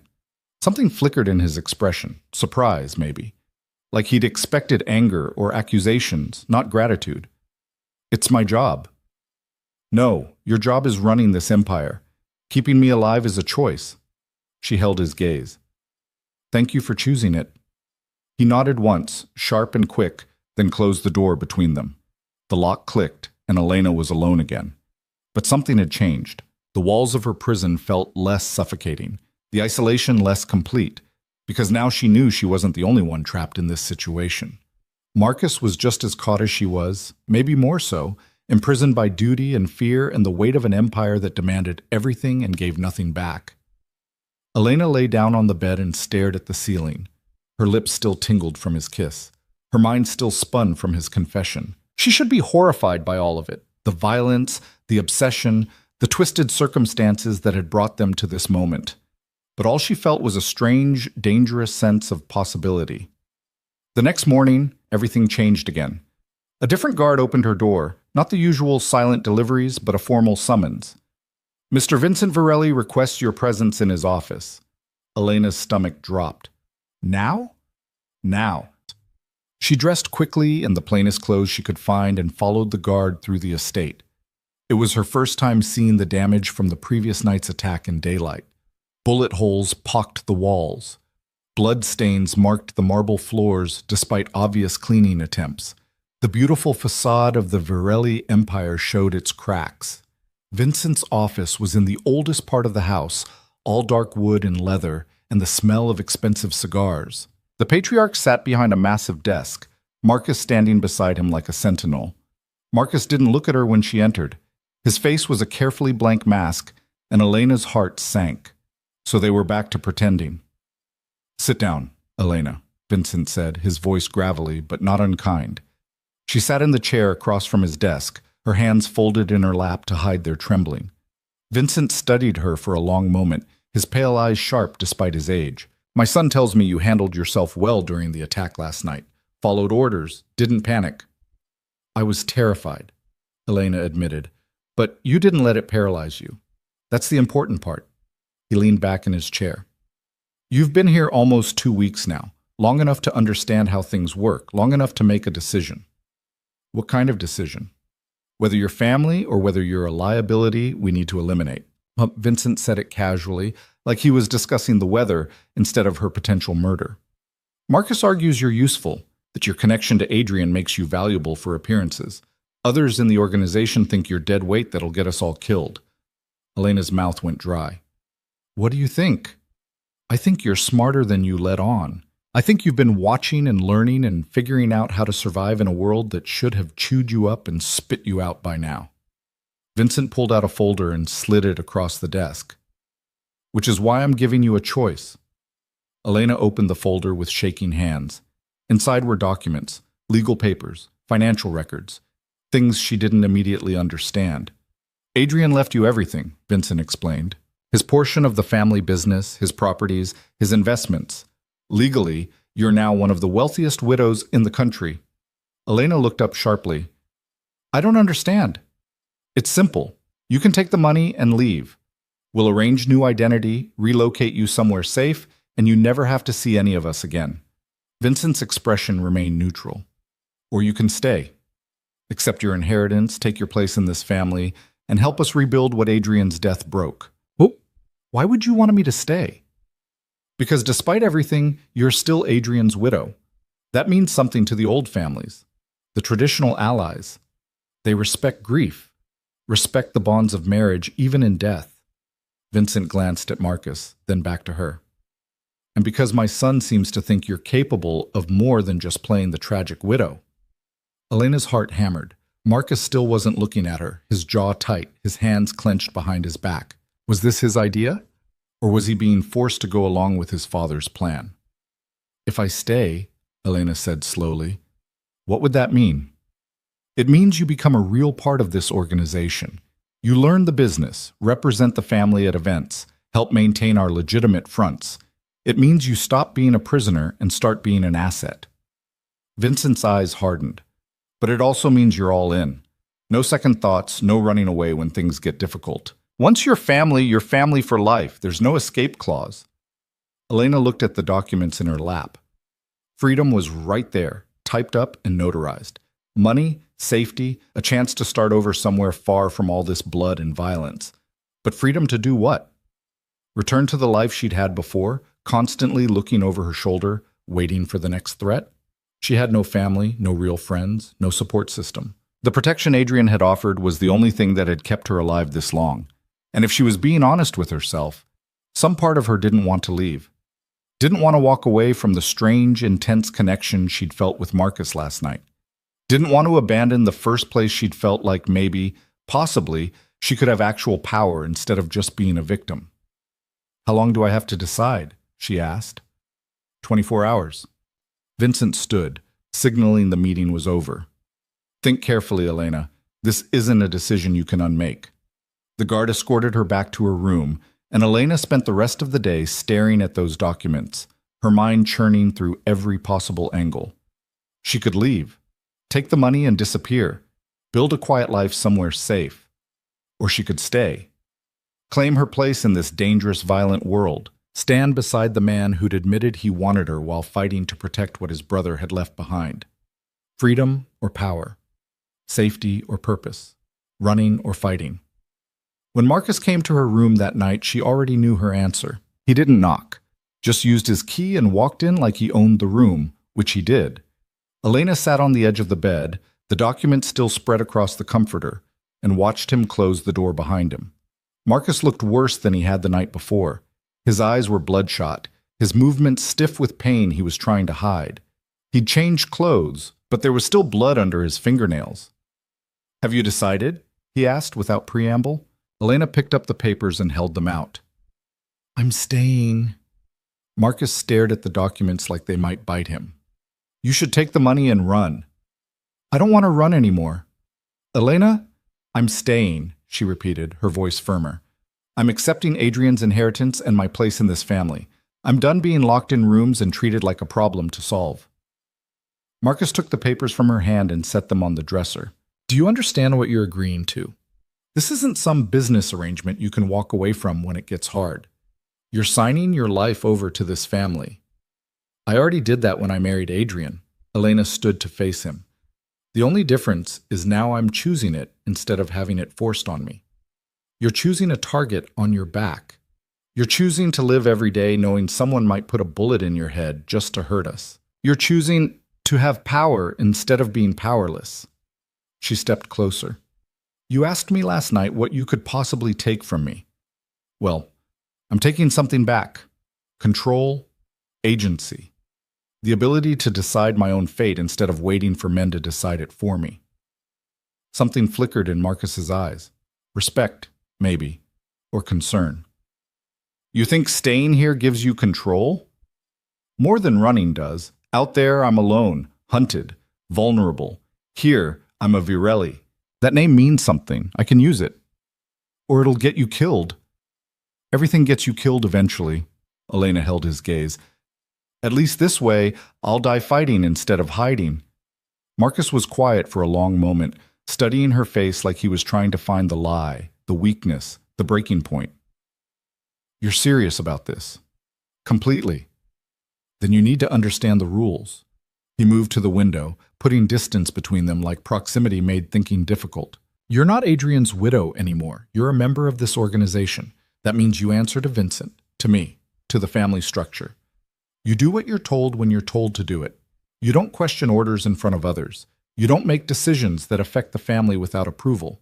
And you sure as hell don't betray us, because if you do, I'll kill you myself." The threat should have scared her. Instead, it felt like the first honest thing he'd said all day. "Understood," Elena said.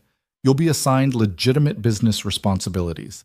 Adrian was developing a real estate portfolio. You'll take that over. Learn the properties, the tenants, the money flow. Make it look clean, while you handle the parts that aren't clean." Marcus's mouth twitched, almost a smile. "Exactly. What about my living situation?" "You'll move to the family wing. Real room, not a cell. But there'll still be security. You don't go anywhere without approval and escort until we're sure the threat level has decreased. So, still a prisoner, just a nicer cage. Think of it as protective custody." Marcus turned from the window. "There's something else you need to know. The kiss last night was a mistake, you said. Was complicated." He scrubbed a hand over his face. "I meant what I said. About watching you, wanting you. That doesn't just go away because it's inconvenient." Elena's pulse quickened. "What are you saying?" "I'm saying we need to establish boundaries. You're family now, which makes this even more impossible than it already was. Vincent can't know. Nobody can know. If they suspect there's something between us, you become a weakness they'll exploit. So we pretend nothing happened.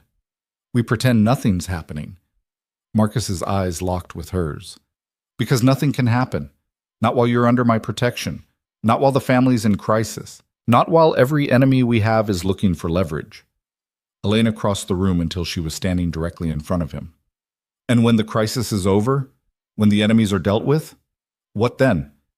Marcus's jaw tightened. "Then we'll see." "That's not an answer." "It's the only answer I've got." His hand lifted like he wanted to touch her, then dropped.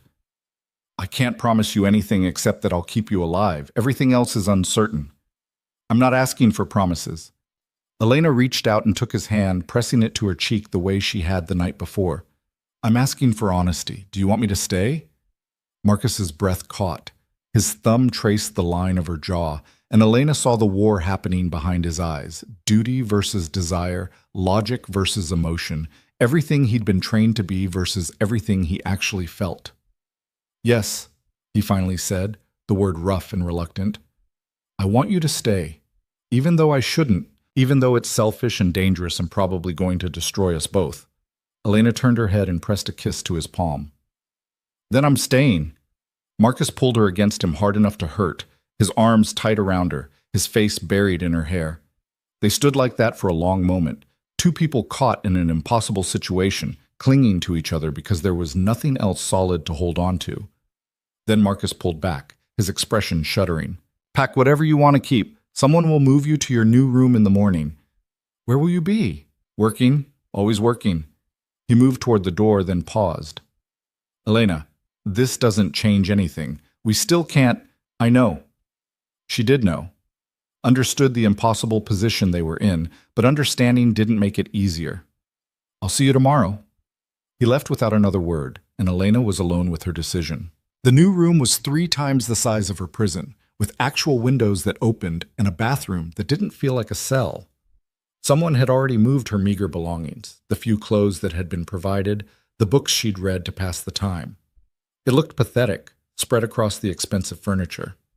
Maria appeared in the doorway, the same elderly woman who'd helped her dress for the wedding. Miss Elena, I've been assigned to assist you. Assist me with what? Whatever you need. Wardrobe, schedule, learning the household routines. Maria's expression was kind but cautious. Mr. Vincent wants you to feel welcome.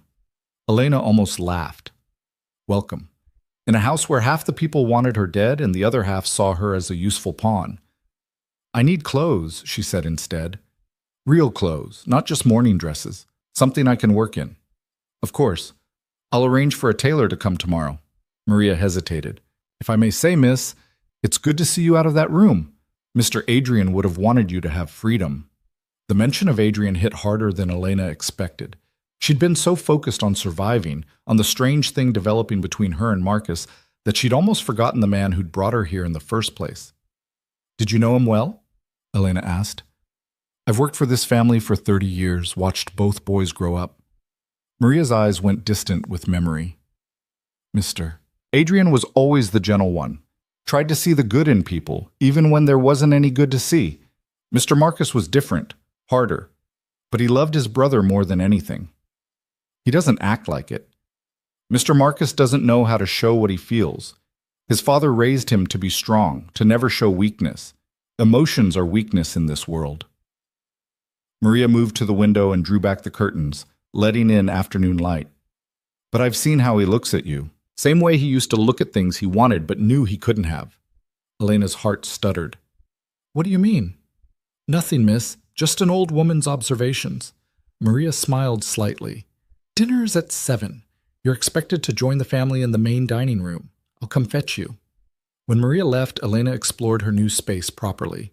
The closet was enormous and mostly empty, waiting for the wardrobe Maria had promised. The bathroom had a tub big enough to drown in. The bed was massive, covered in expensive linens that probably cost more than she used to make in a month. This was her life now. Luxury and danger wrapped together so tightly she couldn't separate them. Dinner was an exercise in tension. The main dining room could have seated 30, but only 5 places were set. Vincent at the head of the table, Marcus to his right, Elena to his left. 2 other men she didn't recognize filled out the remaining seats. Elena, this is James Caruso and Michael Romano, Vincent introduced them. They handle our financial and legal operations respectively. Both men nodded to her with expressions that gave away nothing. Evaluating her, measuring her worth, deciding if she was an asset or a liability. Gentlemen, Elena said quietly. The meal was served by silent staff who appeared and disappeared like ghosts. Nobody spoke during the first course. The silence was oppressive, broken only by the clink of silverware on china. Finally, Vincent cleared his throat. Elena has decided to accept her inheritance and take over Adrian's real estate portfolio. Is that wise? Caruso asked, his tone neutral but his eyes sharp. Given the current instability? It's necessary, Marcus said before Vincent could answer. We need continuity, especially in our legitimate operations. Elena is Adrian's legal heir. The properties transfer to her anyway. Better to have her actively managing them than letting them sit dormant. What does she know about real estate development? Romano's question was barely polite. Elena set down her fork carefully. Nothing, which is why I'll be learning. I assume that's why there are accountants and lawyers, to help people who don't know what they're doing. Romano's eyebrows rose slightly. Vincent actually smiled. She's not wrong, Vincent said. Adrian didn't know anything about real estate when he started either. He learned. She will too. With respect, sir, Adrian was family. She's also family, Marcus interrupted, his voice cold enough to frost the room. She's a Varelli now. That's the end of the discussion. Romano shut up, but his expression said he wasn't happy about it. The rest of the dinner passed with business talk Elena barely understood. Names of properties, zoning issues, development timelines, profit margins. She listened and tried to piece together the puzzle of Adrian's work. After the meal, Marcus caught her elbow as she was leaving. My office. 10 minutes. He walked away before she could respond. Elena found her way to his office, the same one where he'd kissed her, where fires had burned in the distance while they'd torn down walls between them. Now it looked different in the lamplight, less a battlefield and more just a workspace. Marcus was already there, paper spread across his desk, a glass of whiskey in his hand.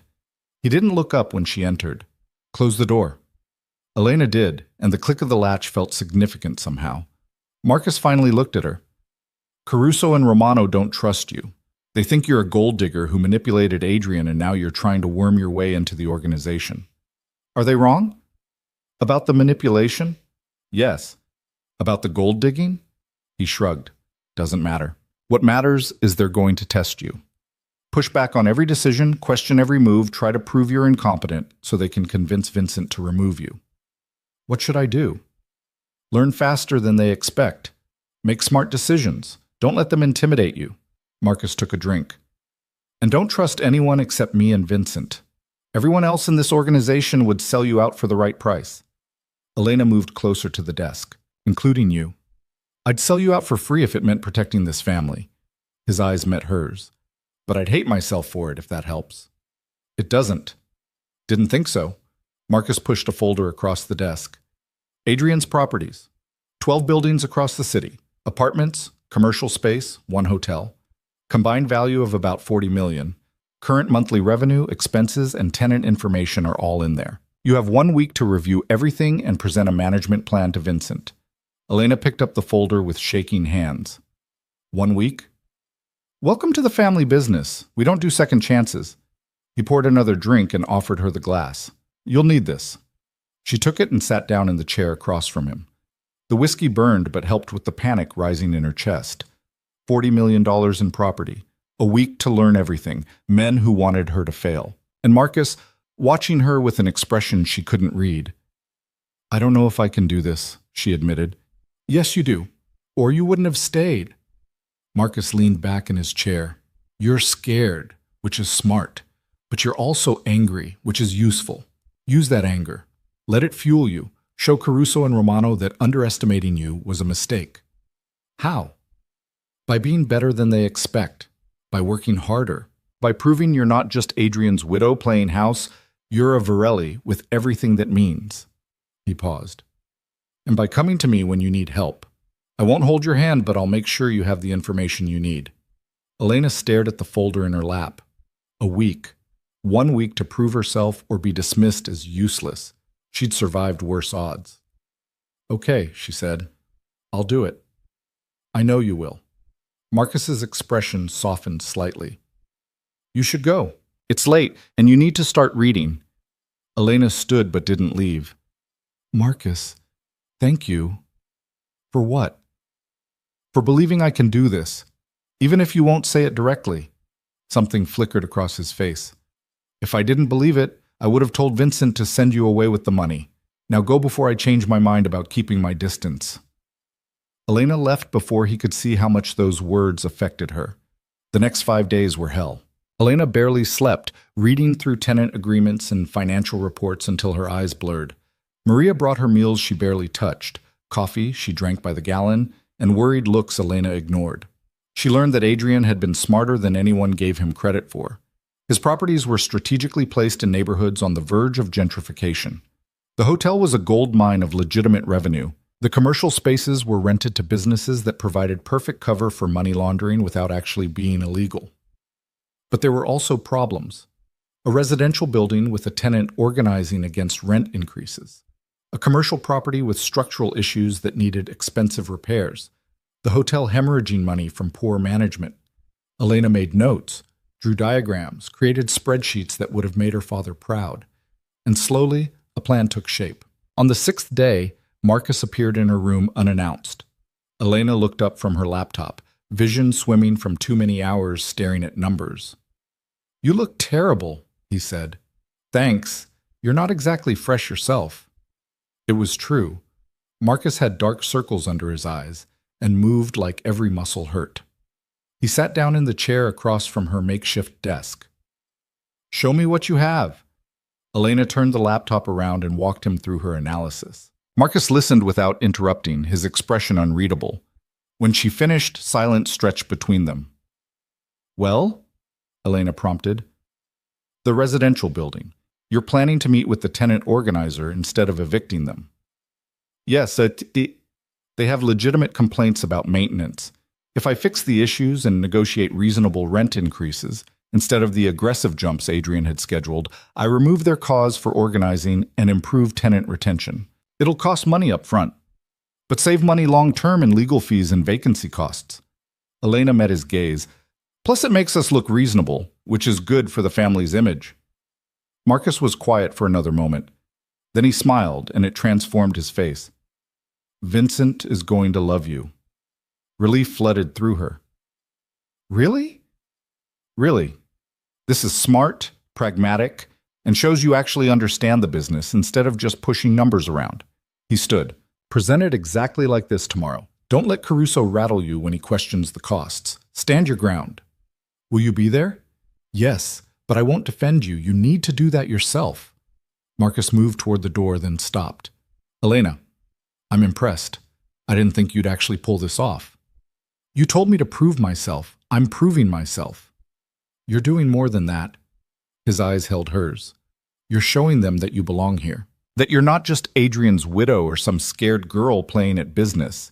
You're showing them that you're dangerous in your own right." The word should have bothered her. Instead, it felt like the highest compliment he could give. The presentation the next morning was brutal. Caruso questioned every number. Romano poked holes in her reasoning. Vincent sat silently, watching the exchange like it was theater performed for his benefit. Marcus stood against the wall, his expression neutral, offering no help. Elena held her ground, defended her decisions, explained her logic, and when Caruso suggested she was being too soft on the tenants, she looked him dead in the eye and said, "Adrian built this portfolio to be profitable and sustainable. Squeezing tenants until they break doesn't accomplish either goal. My plan does." Silence fell over the room. Then Vincent laughed, a rough sound that seemed to surprise even him. "She's got spine. I'll give her that." "The numbers are solid," Marcus said, speaking for the first time. "The approach is sound. I recommend we approve the plan and give Elena full authority over the portfolio." Caruso opened his mouth to object, but Vincent cut him off with a gesture. "Approved. Elena, you'll report progress to me weekly. Any major decisions still require consultation with Marcus or myself. But day-to-day management is yours." Elena's hands were shaking under the table, but her voice stayed steady. "Thank you." The meeting adjourned. As people filed out, Marcus caught her eye across the room. The pride in his expression made her chest tight. She'd done it, proved herself, earned her place. Now came the hard part, keeping it. Over the next 2 weeks, Elena threw herself into the work. She met with property managers, toured buildings, sat in on tenant meetings. The residential organizer turned out to be a woman named Sarah, who was fighting for her neighbors because nobody else would.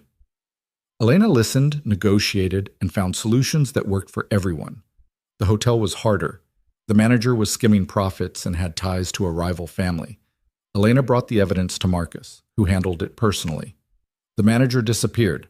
A new one was installed. Revenue improved immediately. Word spread through the organization. Adrian's widow wasn't just a figurehead. She was actually competent. It should have made things easier. Instead, it made them more complicated. Marcus started avoiding her. Their interactions became strictly professional. Brief updates, necessary approvals, nothing personal.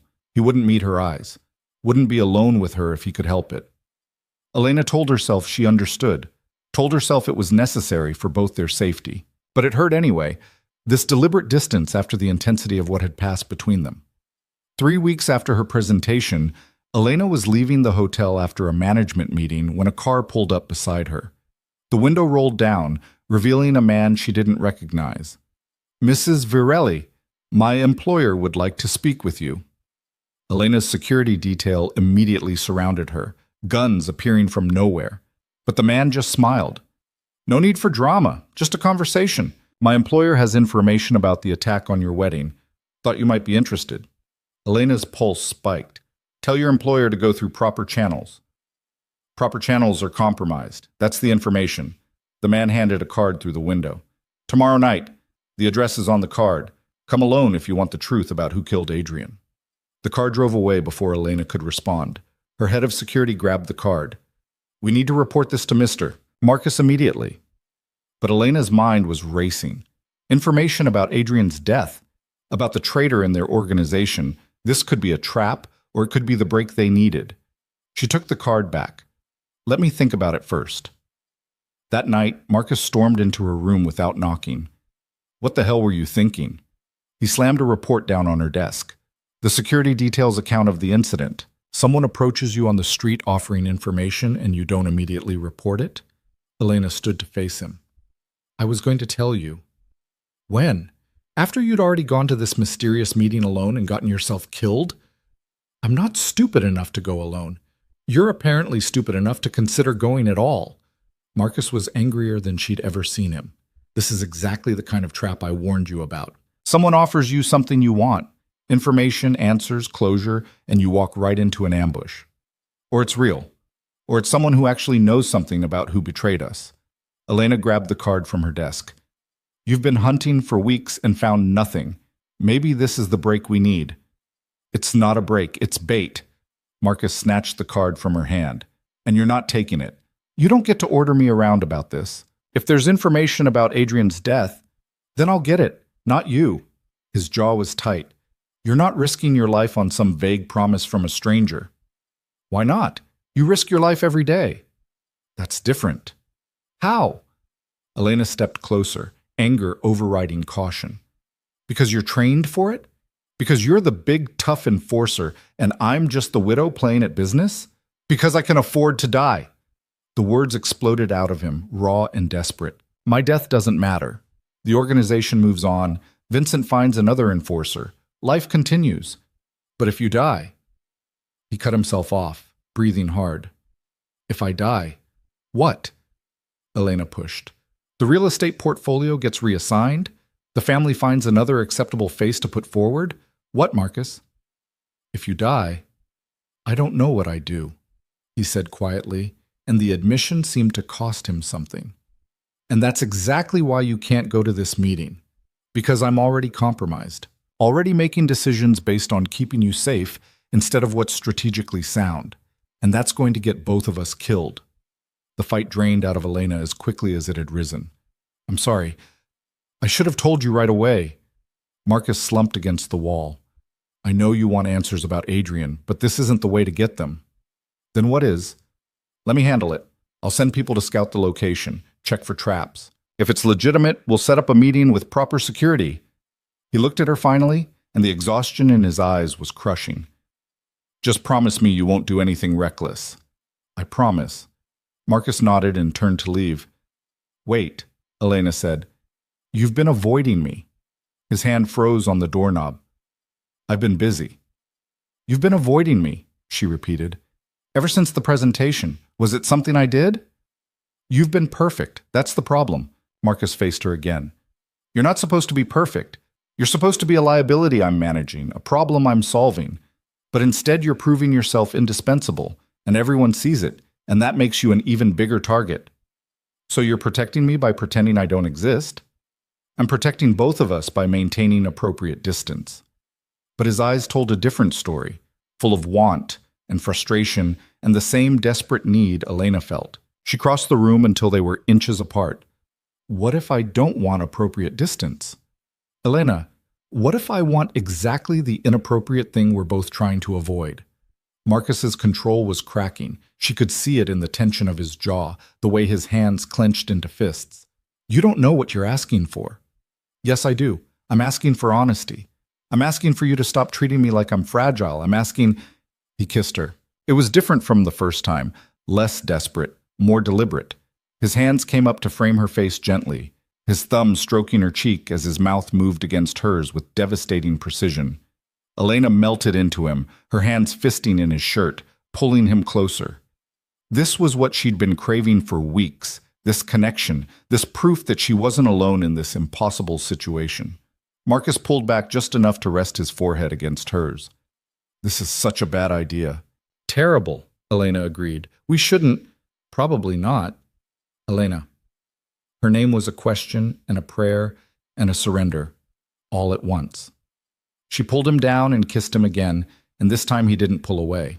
They broke apart when someone knocked on the door. Marcus stepped back instantly, his expression shuddering into the cold mask Elena had come to recognize as his default armor. He straightened his shirt and moved to the window like nothing had happened.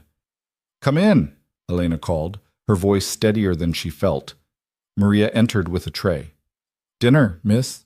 I thought you might want it in your room since you've been working so hard." "Thank you, Maria."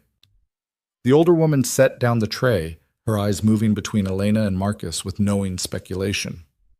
"Mr. Marcus, will you be staying?" "No, I was just leaving." He didn't look at Elena. "We'll discuss the security concerns tomorrow." He left without another word, and Elena wanted to throw something at the closed door. Maria began arranging the food on the small table. "He's fighting it very hard, you know." Elena froze.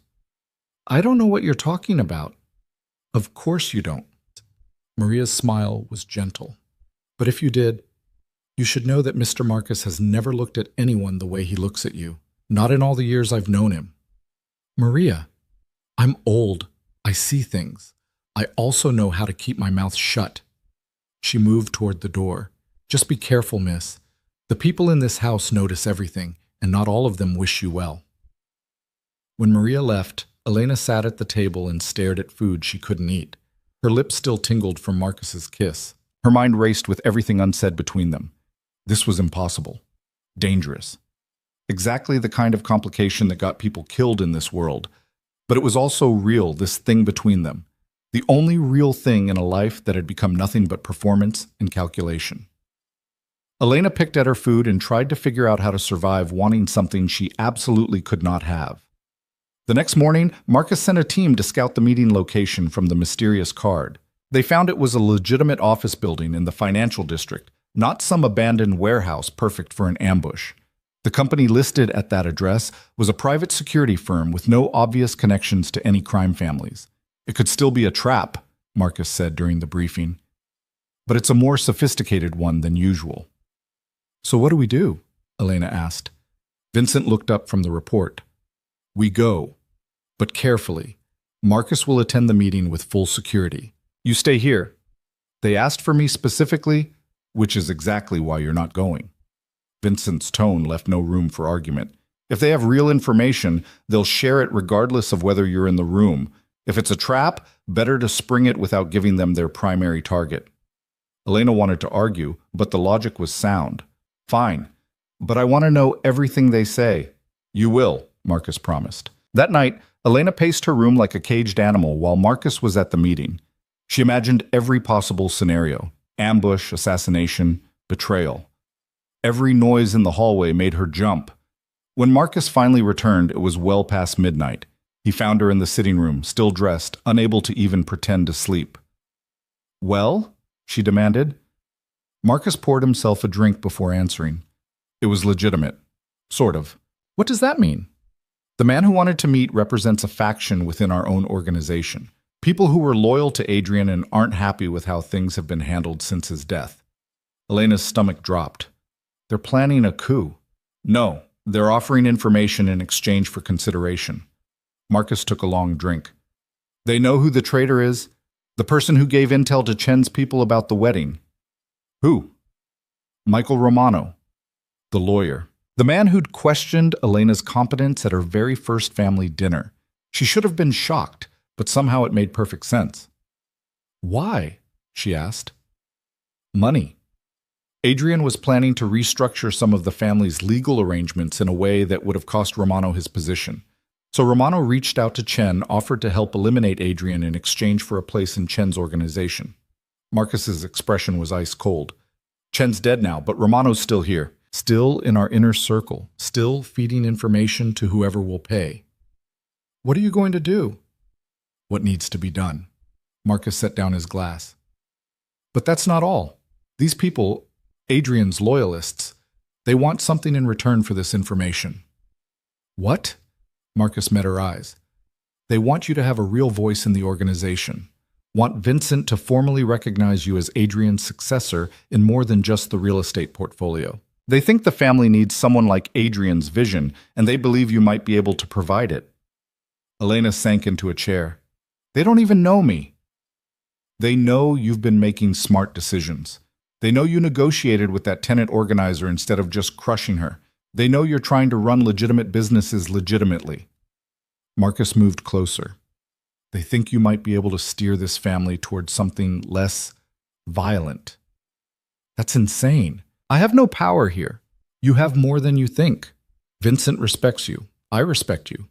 Even Caruso has grudgingly admitted you know what you're doing. Marcus crouched in front of her chair. These people are offering you a coalition, support from inside the organization. In exchange, they want you to push for reforms, legitimate business, less reliance on the criminal enterprises. What do you think I should do? I think you should be very careful. This could be an opportunity or it could be a different kind of trap. His hand covered hers. But if you want it, if you want actual power instead of just managing properties, this is how you get it. You build alliances. You make yourself indispensable to enough people that removing you becomes impossible. Elena's mind raced through the implications. And Romano? Will be dealt with tomorrow night. Vincent wants it done publicly as a message to anyone else thinking about betrayal. Marcus's voice was flat. You don't need to be there for that part. I want to be. He pulled back. Elena, if I'm going to have power in this organization, I need to understand all aspects of it, including the ugly parts. She held his gaze. I need to see what justice looks like in this world. Marcus studied her face for a long moment. You might not like what you see. I probably won't, but I need to see it anyway. The next night, the family gathered in one of the estate's private meeting rooms. Not the formal dining room or Vincent's office, but a space Elena had never seen before. Windowless, soundproofed, with a single chair bolted to the floor in the center. Romano was brought in by 2 guards. He tried to maintain his composure, but Elena could see the fear in his eyes when he saw Vincent waiting. Michael, Vincent's voice was almost gentle. You've been with this family for 12 years, handled our legal affairs with competence and discretion. I trusted you. Sir, I don't know what you've been told. Don't. The gentleness vanished. We have testimony from 4 separate sources. We have financial records showing payments from Chen's organization. We have phone records, emails, everything we need. Romano's face went gray. It wasn't personal. Adrian was going to destroy everything we'd built. Adrian was going to make us legitimate. There's a difference. Vincent nodded to Marcus. Marcus stepped forward with a gun, and Elena's stomach turned. She'd asked to be here, wanted to understand this world, but actually watching it was different than imagining it. Wait! Elena's voice cut through the room. Everyone turned to look at her. Marcus's eyes held a warning. He should answer for Adrian's death publicly, Elena continued, her voice stronger than she felt. The families who've been circling, waiting for weakness, they need to see that traitors are found and punished, that we're not vulnerable. Vincent considered this. You want a spectacle. I want a message sent that's loud enough everyone hears it. Romano started struggling against his restraints. You can't. This is murder. This is justice. Vincent's smile was cold. And the girl's right. We should make sure everyone understands what happens to traitors. Marcus, arrange a gathering. 3 days from now. Invite the other families, the major players. Let them watch. Marcus holstered his gun. Consider it done. Romano was dragged away, still protesting. The room emptied until only Elena, Marcus, and Vincent remained. That was well played, Vincent said to Elena. Practical and strategic. Adrian would have been too soft for this, but you understand what needs to be done. Elena felt sick, but she kept her expression neutral. I understand that strength is the only language this world respects. Good. Then you'll understand what I'm about to offer you. Vincent sat down heavily. I'm old, Elena. This business ages you faster than normal life. I have maybe 5 years left where I can effectively run this organization. Adrian was supposed to take over with Marcus as his enforcer. But Adrian's gone, and Marcus, he looked at his surviving son. Marcus is brilliant at what he does, but he's not built to be the public face of this family. He's the monster in the shadows, not the king in the light. Marcus's jaw tightened, but he didn't argue. I'm offering you a position, Vincent continued. Real authority. You continue building the legitimate businesses, representing the family publicly, making the connections we need in straight society. Marcus handles security and the operations we can't make legitimate. Together, you transition this family into something that can survive beyond my generation. Elena's heart hammered. You want me to be Adrian's replacement? I want you to be better than Adrian. He had vision but lacked ruthlessness. You seem to have both. Vincent stood. Think about it. But don't think too long. The vultures are circling, and we need to show them we have a future. He left, and Elena was alone with Marcus. You engineered this, she said quietly. The meeting with Adrian's loyalists, this conversation with Vincent, you've been positioning me for this. Marcus didn't deny it. I told you weeks ago that you were dangerous in your own right. I meant it. You have the skills we need, the ability to think strategically, to appear sympathetic while being ruthless, to build bridges Adrian couldn't build because people knew he was too soft. And what do you get out of this?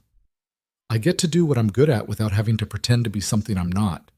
He moved closer. I get to keep you here, alive, where I can protect you instead of watching you leave with Vincent's money and wondering when someone will kill you to hurt us. That's not the only reason. No. Marcus's hand came up to cup her face. I get to work beside you, build something with you. Maybe find a way to make this thing between us actually work instead of just fighting it constantly. Elena leaned into his touch. This is insane. Your brother died a month ago. I barely know how to run a real estate portfolio, much less help lead a crime family, and she gestured between them. This is so complicated it shouldn't even exist. I know. People will talk. They'll say I manipulated my way into power, that I'm using you, that let them talk. Marcus's thumb traced her lower lip. The only opinions that matter are Vincent's, and he already approves. Everyone else will fall in line or leave. That's how this works. And what are we? Elena asked. If I do this, if I take this position, what happens between us? Marcus was quiet for a long moment. We're careful. Discreet. We don't give anyone ammunition to use against us, but we stop pretending we don't want each other. That's not much of an answer. It's the only answer I have right now. His forehead pressed against hers. I can't promise you romance or normalcy or any of the things you deserve, but I can promise I'll stand beside you, protect you, help you build whatever version of this family you want to create. And if I want to dismantle it entirely, transition everything to legitimate businesses, and walk away from the criminal empire, then I'll help you do that too, even if it means destroying everything my father built. His eyes were serious. You asked me once what happens when the crisis is over. This is my answer. Whatever you want to build, whatever direction you want to take this family, I'm with you.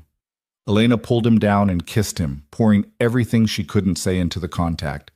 Fear and want and determination and the strange, fierce connection that had grown between them in the worst possible circumstances. When they broke apart, Marcus rested his cheek against her hair. Is that a yes?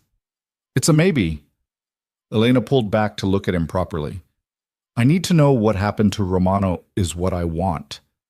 I need to see if I can actually stomach this world before I commit to leading it. Fair enough. Marcus kissed her forehead. 3 days, then you'll know. The gathering was held in a warehouse the Virelli family owned near the docks. Neutral territory where the other families would feel safe enough to attend, but isolated enough that security could be maintained. Elena dressed carefully for it. Black suit, minimal jewelry, hair pulled back severely. She looked like she was attending a funeral. In a way, she was.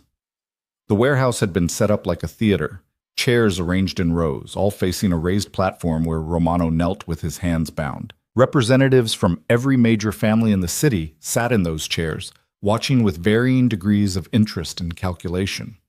Elena sat in the front row between Vincent and Marcus. Her hands were folded in her lap to hide their trembling. Vincent stood and addressed the crowd. You all know why we're here.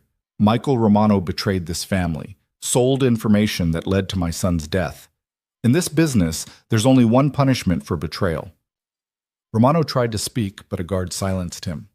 But before we proceed, Vincent continued, I want to introduce someone. Elena Virelli, Adrian's widow. She's taken over his business operations and proven herself invaluable to this organization. She'll be representing the family in all legitimate ventures going forward. The other families murmured. Elena could feel their eyes on her, assessing, calculating her worth and threat level. Stand up, Marcus murmured beside her. Elena stood, facing the assembled criminals and corrupt businessmen who made up this world's power structure. She met their stares without flinching. Mrs. Virelli wanted this gathering, Vincent said. Wanted everyone to see what happens to traitors in our family. Wanted to send a message that we're stronger now than before the attack, that we've adapted and evolved. He nodded to Marcus. Marcus stood and walked to the platform, drew his gun. Romano started begging, his words muffled by the guard's hand. Elena watched without looking away. This was the reality of the power she was being offered. The blood that would be on her hands, directly or indirectly, if she accepted Vincent's proposal. The gunshot was loud in the enclosed space. Romano slumped forward, dead before he hit the ground. Nobody in the audience reacted with more than mild interest. This was just business to them. Marcus walked back to his seat like he'd just completed a routine task. His expression was empty, that cold mask firmly in place. Vincent addressed the crowd again. Anyone else thinking about betrayal should remember this moment. The Virelli family protects its own and destroys its enemies. Nothing has changed except we're stronger now, more unified. The gathering dispersed quickly after that. Representatives from other families approached Vincent to pay respects and reaffirm alliances. A few approached Elena, offering condolences about Adrian that felt performative but were politically necessary. She smiled and accepted their words and felt nothing except a strange, hollow certainty. This was her world now. Blood and business and calculated violence wrapped in expensive suits and polite words. Back at the estate, Marcus found her in her room, staring out the window at the dark grounds. Are you okay? He asked. I don't know. Elena turned to face him. I watched you kill a man tonight. Watched it happen because I suggested it. And I don't feel anything except relief that the traitor is gone. That makes you practical, not a monster. Does it? She laughed bitterly. A month ago, I would have been horrified, would have run screaming from all of this. Now I'm calculating how to use it to consolidate power. What does that make me? Marcus crossed the room and pulled her into his arms. It makes you a survivor, someone who adapts instead of breaking. Someone strong enough to exist in this world without losing themselves completely. How do you know I haven't already lost myself? Because you're still asking the question. He tilted her face up. The day you stop wondering if you've gone too far is the day you actually have. But you're not there yet. Elena wanted to believe him. Wanted to think she could navigate this world without becoming the kind of person who ordered executions without flinching, but she'd already made her decision, even if she hadn't said it out loud yet. I'm accepting Vincent's offer, she said. I'm going to help lead this family. Marcus's arms tightened around her. Are you sure? No, but I'm doing it anyway. She pulled back to look at him. On one condition. What condition? We do this together. Not you in the shadows and me in the light with no communication. We're partners in this. Real partners. You don't make major decisions without consulting me, and I don't make them without consulting you. Elena, I mean it. If I'm going to do this, if I'm going to commit to this life, I need to know you're actually with me. Not just protecting me or using me, but genuinely working beside me. Marcus studied her face for a long moment. Then he nodded. Partners. I can do that. Even when I want to take the family in directions you don't agree with? Even then. I'll argue with you, but I'll follow your lead. His smile was slight. You're better at the big picture strategy than I am anyway. And the other thing? Between us? Marcus pulled her closer, his hand settling on her waist. The other thing is complicated and probably going to get us both in trouble, but I'm done pretending I don't want it. Want you.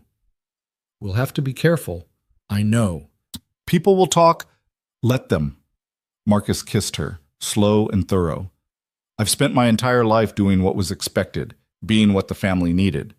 For once, I'm choosing something I actually want.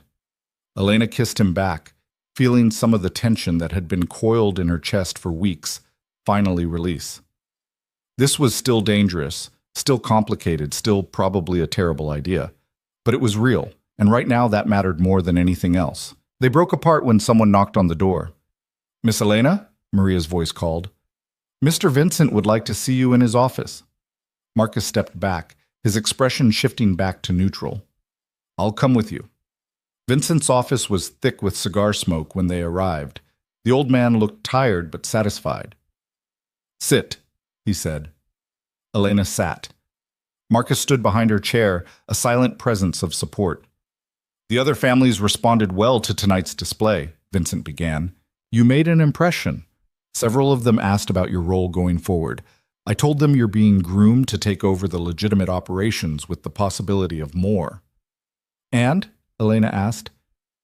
And they're curious but not hostile. That's as good as it gets in this business. Vincent poured 3 glasses of whiskey and passed them out. I'm making it official. You're now a full partner in the family business. You'll have access to all financial records, attend all major meetings, and your vote carries the same weight as Marcus's. Elena accepted the glass with shaking hands. Thank you. Don't thank me yet. This position comes with responsibilities. You're now a target. People will try to kill you, corrupt you, or use you against us. Every decision you make reflects on the entire family. I understand. Vincent raised his glass. To the future of the Varelli family. May we survive it. They drank, and Elena felt the whiskey burn all the way down.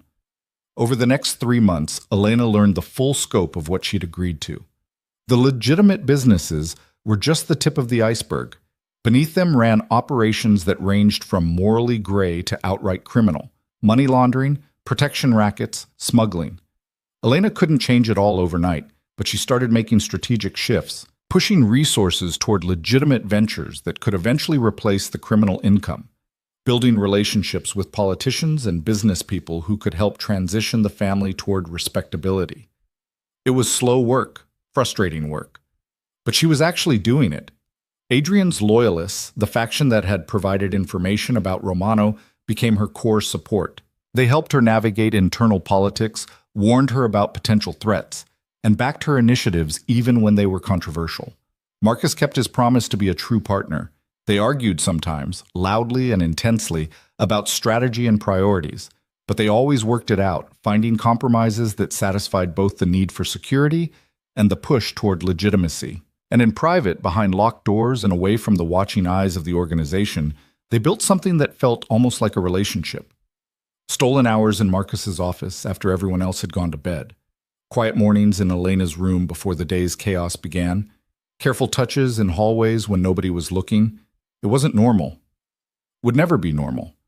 But it was theirs. 6 months after Adrian's death, Vincent called another family meeting. I'm stepping back, he announced without preamble. My health isn't what it was. I'm turning over day-to-day operations to Elena and Marcus. They'll run this organization together, Elena handling legitimate business and external relations, Marcus handling security and internal operations. The announcement was met with mixed reactions. Some people nodded approvingly, others looked skeptical, but nobody openly objected. Vincent's word was still law. Questions? Vincent asked. Caruso raised his hand. What happens if they disagree on something major? Who has final say? Vincent looked at Elena and Marcus. You two work that out. I'm not going to micromanage from retirement. After the meeting, Elena found Marcus in the armory cleaning weapons with methodical precision. We're actually doing this, she said. Apparently. He didn't look up from the gun in his hands. Are you okay with it? Marcus set down the gun and looked at her properly. Are you? I asked first. He smiled slightly. I'm terrified. You've been here 6 months and you're basically running half the family's operations. I've been here my entire life and I've never had this much responsibility. We'll figure it out together. Will we? Marcus stood and crossed to where she stood. Because sooner or later, we're going to disagree on something fundamental, something where there's no compromise. What happens then? Elena had thought about this, had lost sleep over it. Then we argue until we find a solution we can both live with. That's what partners do. And if we can't, then we flip a coin. She was only half joking. Or we alternate who gets final say. Or we bring in a mediator. There are solutions that don't involve destroying what we've built. Marcus pulled her close. You're really committed to this. To us. I'm committed to building something better than what came before. Whether that's us or just a business partnership, we'll figure out as we go. Elena looked up at him. Are you committed? To you? Yes. To this insane plan to reform a criminal empire from the inside? Also yes, apparently. He kissed her forehead. I must be out of my mind. Probably. Elena smiled against his chest. But we're out of our minds together. The next year was brutal. 2 more assassination attempts, both thwarted by Marcus's security measures.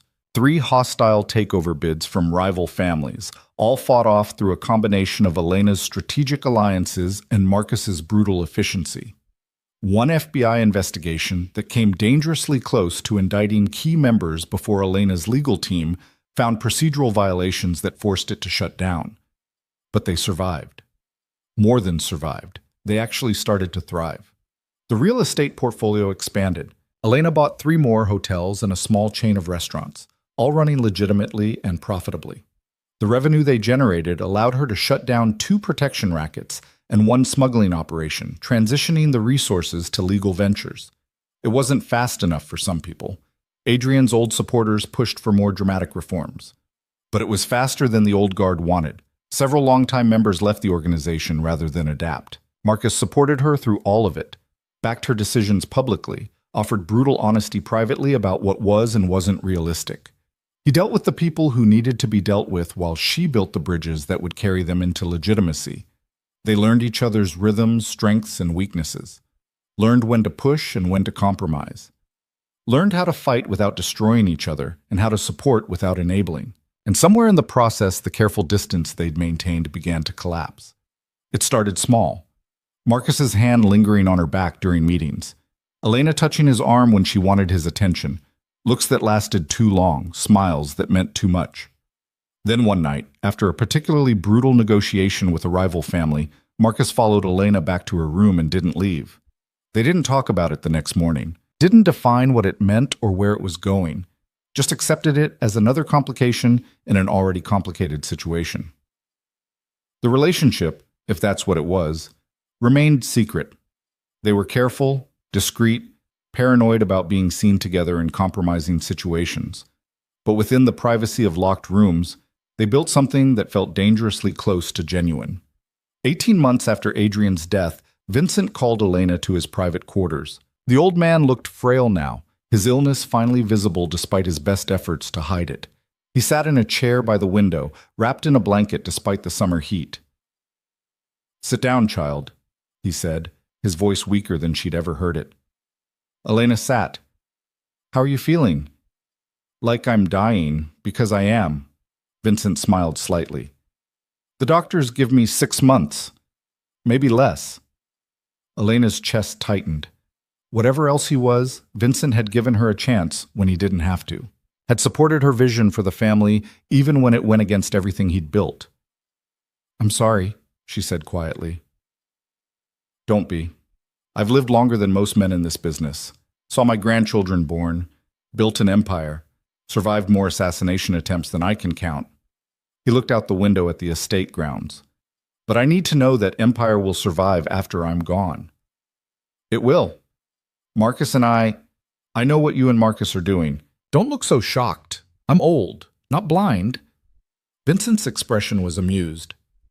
"You think you're being discreet, but Maria reports everything to me. Has for years." Elena's face burned. "Sir, I can explain." "Don't. I don't care who you're sleeping with as long as you're running my family well, which you are." He turned to look at her directly. "But I need you to make it official, not the relationship. That's your business. But the leadership. I want you and Marcus to formally take over everything, joint heads of the family, equal authority, my heirs in everything but blood." "Vincent, Adrian was my favorite," he said bluntly. "Marcus knows it, has known it his entire life. But Marcus is better suited for this than Adrian ever was, and you're better than both of them combined. You have Adrian's vision and Marcus's ruthlessness. Together, you might actually achieve what I never could, making this family legitimate without destroying it in the process." Elena's throat was tight. "What if we fail?" "Then you fail, but at least you'll fail trying to build something instead of just maintaining what I built." Vincent reached out and took her hand. "I'm proud of you, Elena. Adrian brought you here to save you, but you ended up saving all of us instead." 3 weeks later, Vincent Varelli died in his sleep. The funeral was enormous. Representatives from every family in the country attended, along with politicians, judges, business leaders, and people whose presence should have been impossible but somehow wasn't. Elena and Marcus stood together at the graveside, presenting a united front. She wore black and held herself with the dignity expected of a Varelli. Marcus was stone-faced beside her, his grief locked down so tight she could feel the tension radiating off him. After the service, they held the official reception at the estate. Hundreds of people offering condolences and jockeying for position now that Vincent was gone. Testing the new leadership, looking for cracks. Elena handled it with the poise she'd learned over the last year and a half, smiled and accepted sympathies, and reminded people that the Varelli family was stronger than ever. But when it was finally over, when the last guest had left and the staff had cleaned up, and the estate was quiet again, she found Marcus in Vincent's office. He sat in his father's chair, staring at nothing, a glass of whiskey untouched on the desk. "Hey," Elena said softly. Marcus looked up. His eyes were red-rimmed but dry. "He's really gone." "Yeah." Elena moved around the desk and sat on the edge of it. "How are you holding up?" "I don't know. He was a bastard, cruel sometimes. Made me into someone I'm not sure I want to be." Marcus's voice was rough. "But he was also my father, and now he's gone, and I'm supposed to just step into his shoes like it's nothing." "You're not stepping into his shoes, you're making your own path." Elena took his hand. "We both are." "Are we?" Marcus looked at their joined hands. "Or are we just playing at reform while running the same empire he built?" It was the question Elena had been avoiding for months. The uncomfortable truth that despite all their efforts, the Varelli family was still built on blood and fear. "We're making progress," she said. "Slow progress, but real progress. 3 operations shut down. 6 legitimate businesses opened. Partnerships with people who would never have worked with your father. And 2 people dead on my orders just last month." Marcus pulled his hand away. "Don't prettify it, Elena. We're still killers, still criminals, just better dressed than we used to be." "So what do you want to do? Give up? Walk away from everything we've built?" "I don't know what I want." He stood abruptly and moved to the window. "Vincent died believing we could actually transform this family. But what if he was wrong? What if the best we can do is make it slightly less awful than it was?" Elena stood and crossed to him. "Then we make it slightly less awful, and then we make it less awful than that. And we keep going until it's actually something we can be proud of. That could take decades. Then it takes decades." She turned him to face her. "I didn't sign up for easy, Marcus. I signed up for worth it. And this, what we're building, is worth it. Marcus stared at her for a long moment. Then he pulled her into his arms and held on like she was the only solid thing in a world that wouldn't stop shifting. "I love you," he said quietly, and the words seemed to surprise him as much as they surprised her. "I don't know when it happened or how, but I do. And it terrifies me because everyone I love dies or leaves or gets destroyed by this life." Elena's heart hammered. "I love you too, and I'm not going anywhere." "You can't promise that." "Yes, I can. Because I chose this. Chose you. Chose this insane, dangerous life where we're trying to reform a criminal empire from the inside while falling in love in the wreckage." She pulled back to look at him. "I'm all in, Marcus. Have been since the night I decided to stay instead of taking Vincent's money and running." Marcus kissed her, and it felt different than all the other kisses. Less desperate, more certain. A promise instead of a question. When they broke apart, Elena rested her forehead against his. "We're going to be okay." "How do you know?" "Because we have each other. Because we're not doing this alone." She smiled slightly. "And because your father believed in us. That has to count for something." Marcus's laugh was wet, almost a sob. "He'd probably hate what we've become. The enforcer gone soft, the widow who won't stay in her place." "He'd probably love it." Elena pulled him back toward the desk. "Come on, we have work to do. The family needs to see strong leadership, especially now. Give me a minute. Take all the time you need."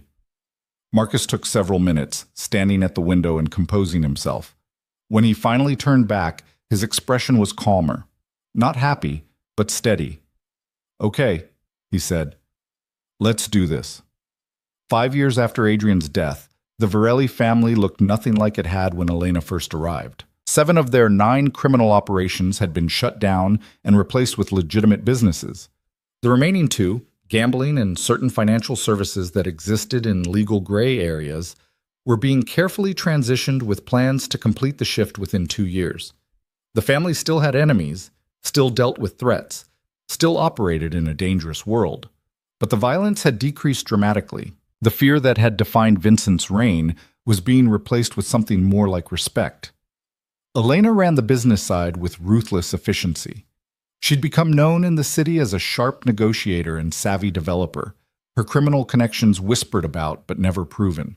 She sat on charity boards, attended society events, and built the kind of relationships that opened doors previously closed to people with the Varelli name. Marcus had evolved too. He still handled security, still dealt with threats when they emerged, but he'd built a team that could handle most situations without him personally killing anyone. He'd started taking classes at the local university, business management and criminal justice of all things, working toward a degree he didn't need but wanted anyway. They'd stopped hiding their relationship about a year after Vincent's death. Stopped sneaking around and started appearing together publicly. The family had adjusted. Some members quietly disapproved, but nobody objected out loud. Elena was too valuable, Marcus too dangerous, for anyone to risk confrontation. They'd bought a house outside the city, not to live in full time, but as a retreat when the estate became too much. A place that was theirs, not the family's. It was in that house, on a Saturday morning 5 years and 3 months after Adrian's death, that Marcus asked Elena to marry him. They were having coffee on the porch, watching the sunrise, when he pulled out a ring.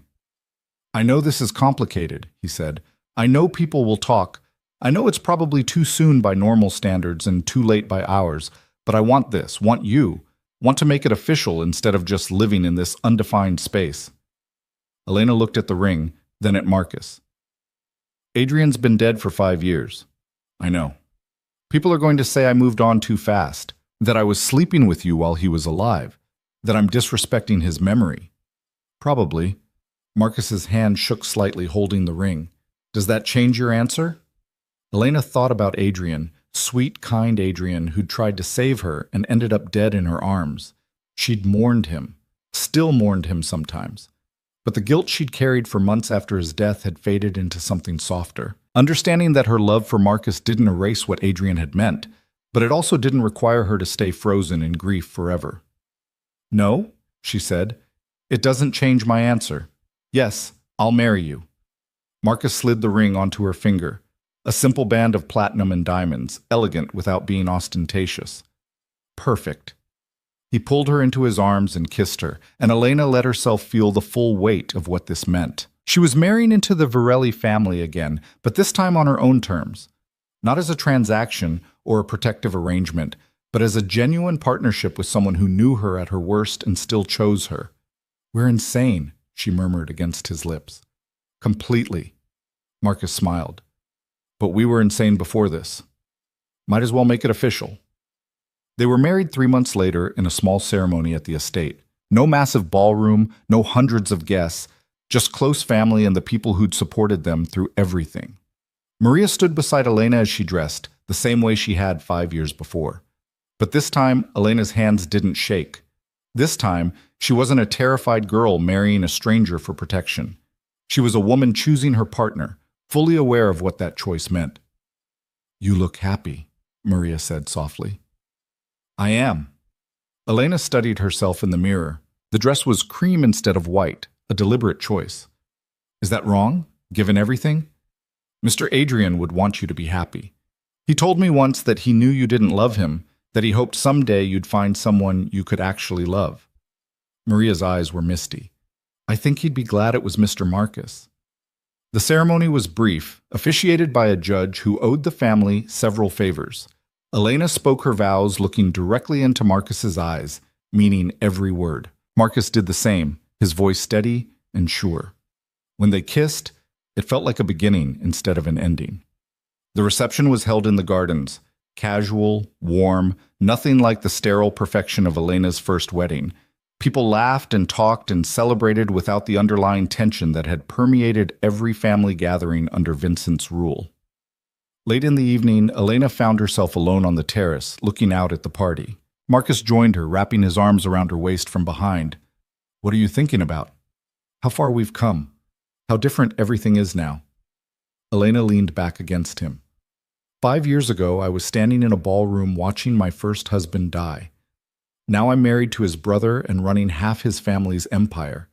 It's surreal." "Regrets?" "Some. I wish Adrian had lived. Wish things could have been different." Elena turned in his arms to face him. "But I don't regret this. Us. What we've built together." Marcus kissed her forehead. "Neither do I." They stood like that for a while, watching their guests celebrate, feeling the weight of everything they'd survived and built and become. "What happens now?" Elena asked. "Now we keep doing what we're doing. Building something better. Making this family into something we can actually be proud of." Marcus's smile was slight. "And maybe, eventually, we figure out how to have a normal life, or whatever passes for normal in our world." "I'd like that." Elena rose on her toes to kiss him. "But not yet. We still have work to do." "Always work to do." Marcus pulled her closer. "But at least we're doing it together." 10 years after Adrian's death, Elena Varelli stood in front of the city council presenting plans for a new community development project. Affordable housing, job training centers, resources for families who'd been forgotten by the system. It was funded entirely by legitimate Varelli businesses, not a single dollar of criminal money involved. The council approved it unanimously. Outside the chamber, Marcus waited for her. They'd both changed over the years, older, harder in some ways, softer in others, but the connection between them remained, tested by time and trial and proven unbreakable. "How'd it go?" he asked. "Approved. Construction starts next month." Elena took his hand as they walked toward the car. The Varellis are officially in the business of helping people instead of exploiting them. Vincent would have hated it. Probably, but Adrian would have loved it. They drove back to the estate in comfortable silence. The house was quieter now, with fewer guards and staff, fewer threats requiring constant vigilance. The criminal empire had been dismantled piece by piece, replaced with something that could actually survive scrutiny. There were still enemies, still people who remembered what the Varelli family had been and didn't trust what they'd become. But the transformation was real and getting realer every day. That night, lying in bed beside Marcus, Elena thought about the girl who'd walked into this house in a blood-soaked wedding dress. Terrified, alone, certain she was going to die. She'd survived. More than survived. She'd claimed power in a world designed to destroy her, had transformed grief and fear in impossible circumstances, into something that actually resembled a life worth living. "What are you smiling about?" Marcus asked sleepily. "Us. This. The fact that we actually pulled it off." "Pulled what off?" "Everything." Elena curled against him. "We took a criminal empire and turned it into something legitimate. We survived assassination attempts and hostile takeovers and federal investigations. We built a relationship out of the ashes of impossible circumstances. We won, Marcus." Marcus pulled her closer. "We're still winning. Every day we survive is another victory." "Then here's to surviving." Elena kissed him softly. "Together." Outside, the city lights stretched toward the horizon, full of possibility and promise. The darkness Elena had stepped into 5 years ago was still there, would always be there in some form, but she'd learned to navigate it, to use it, to transform it into something that served her purposes instead of destroying her. She'd become exactly what Marcus had seen in her from the beginning, dangerous in her own right. Not a victim or a pawn, but a queen who'd claimed her throne through intelligence and ruthlessness and sheer stubborn refusal to be broken.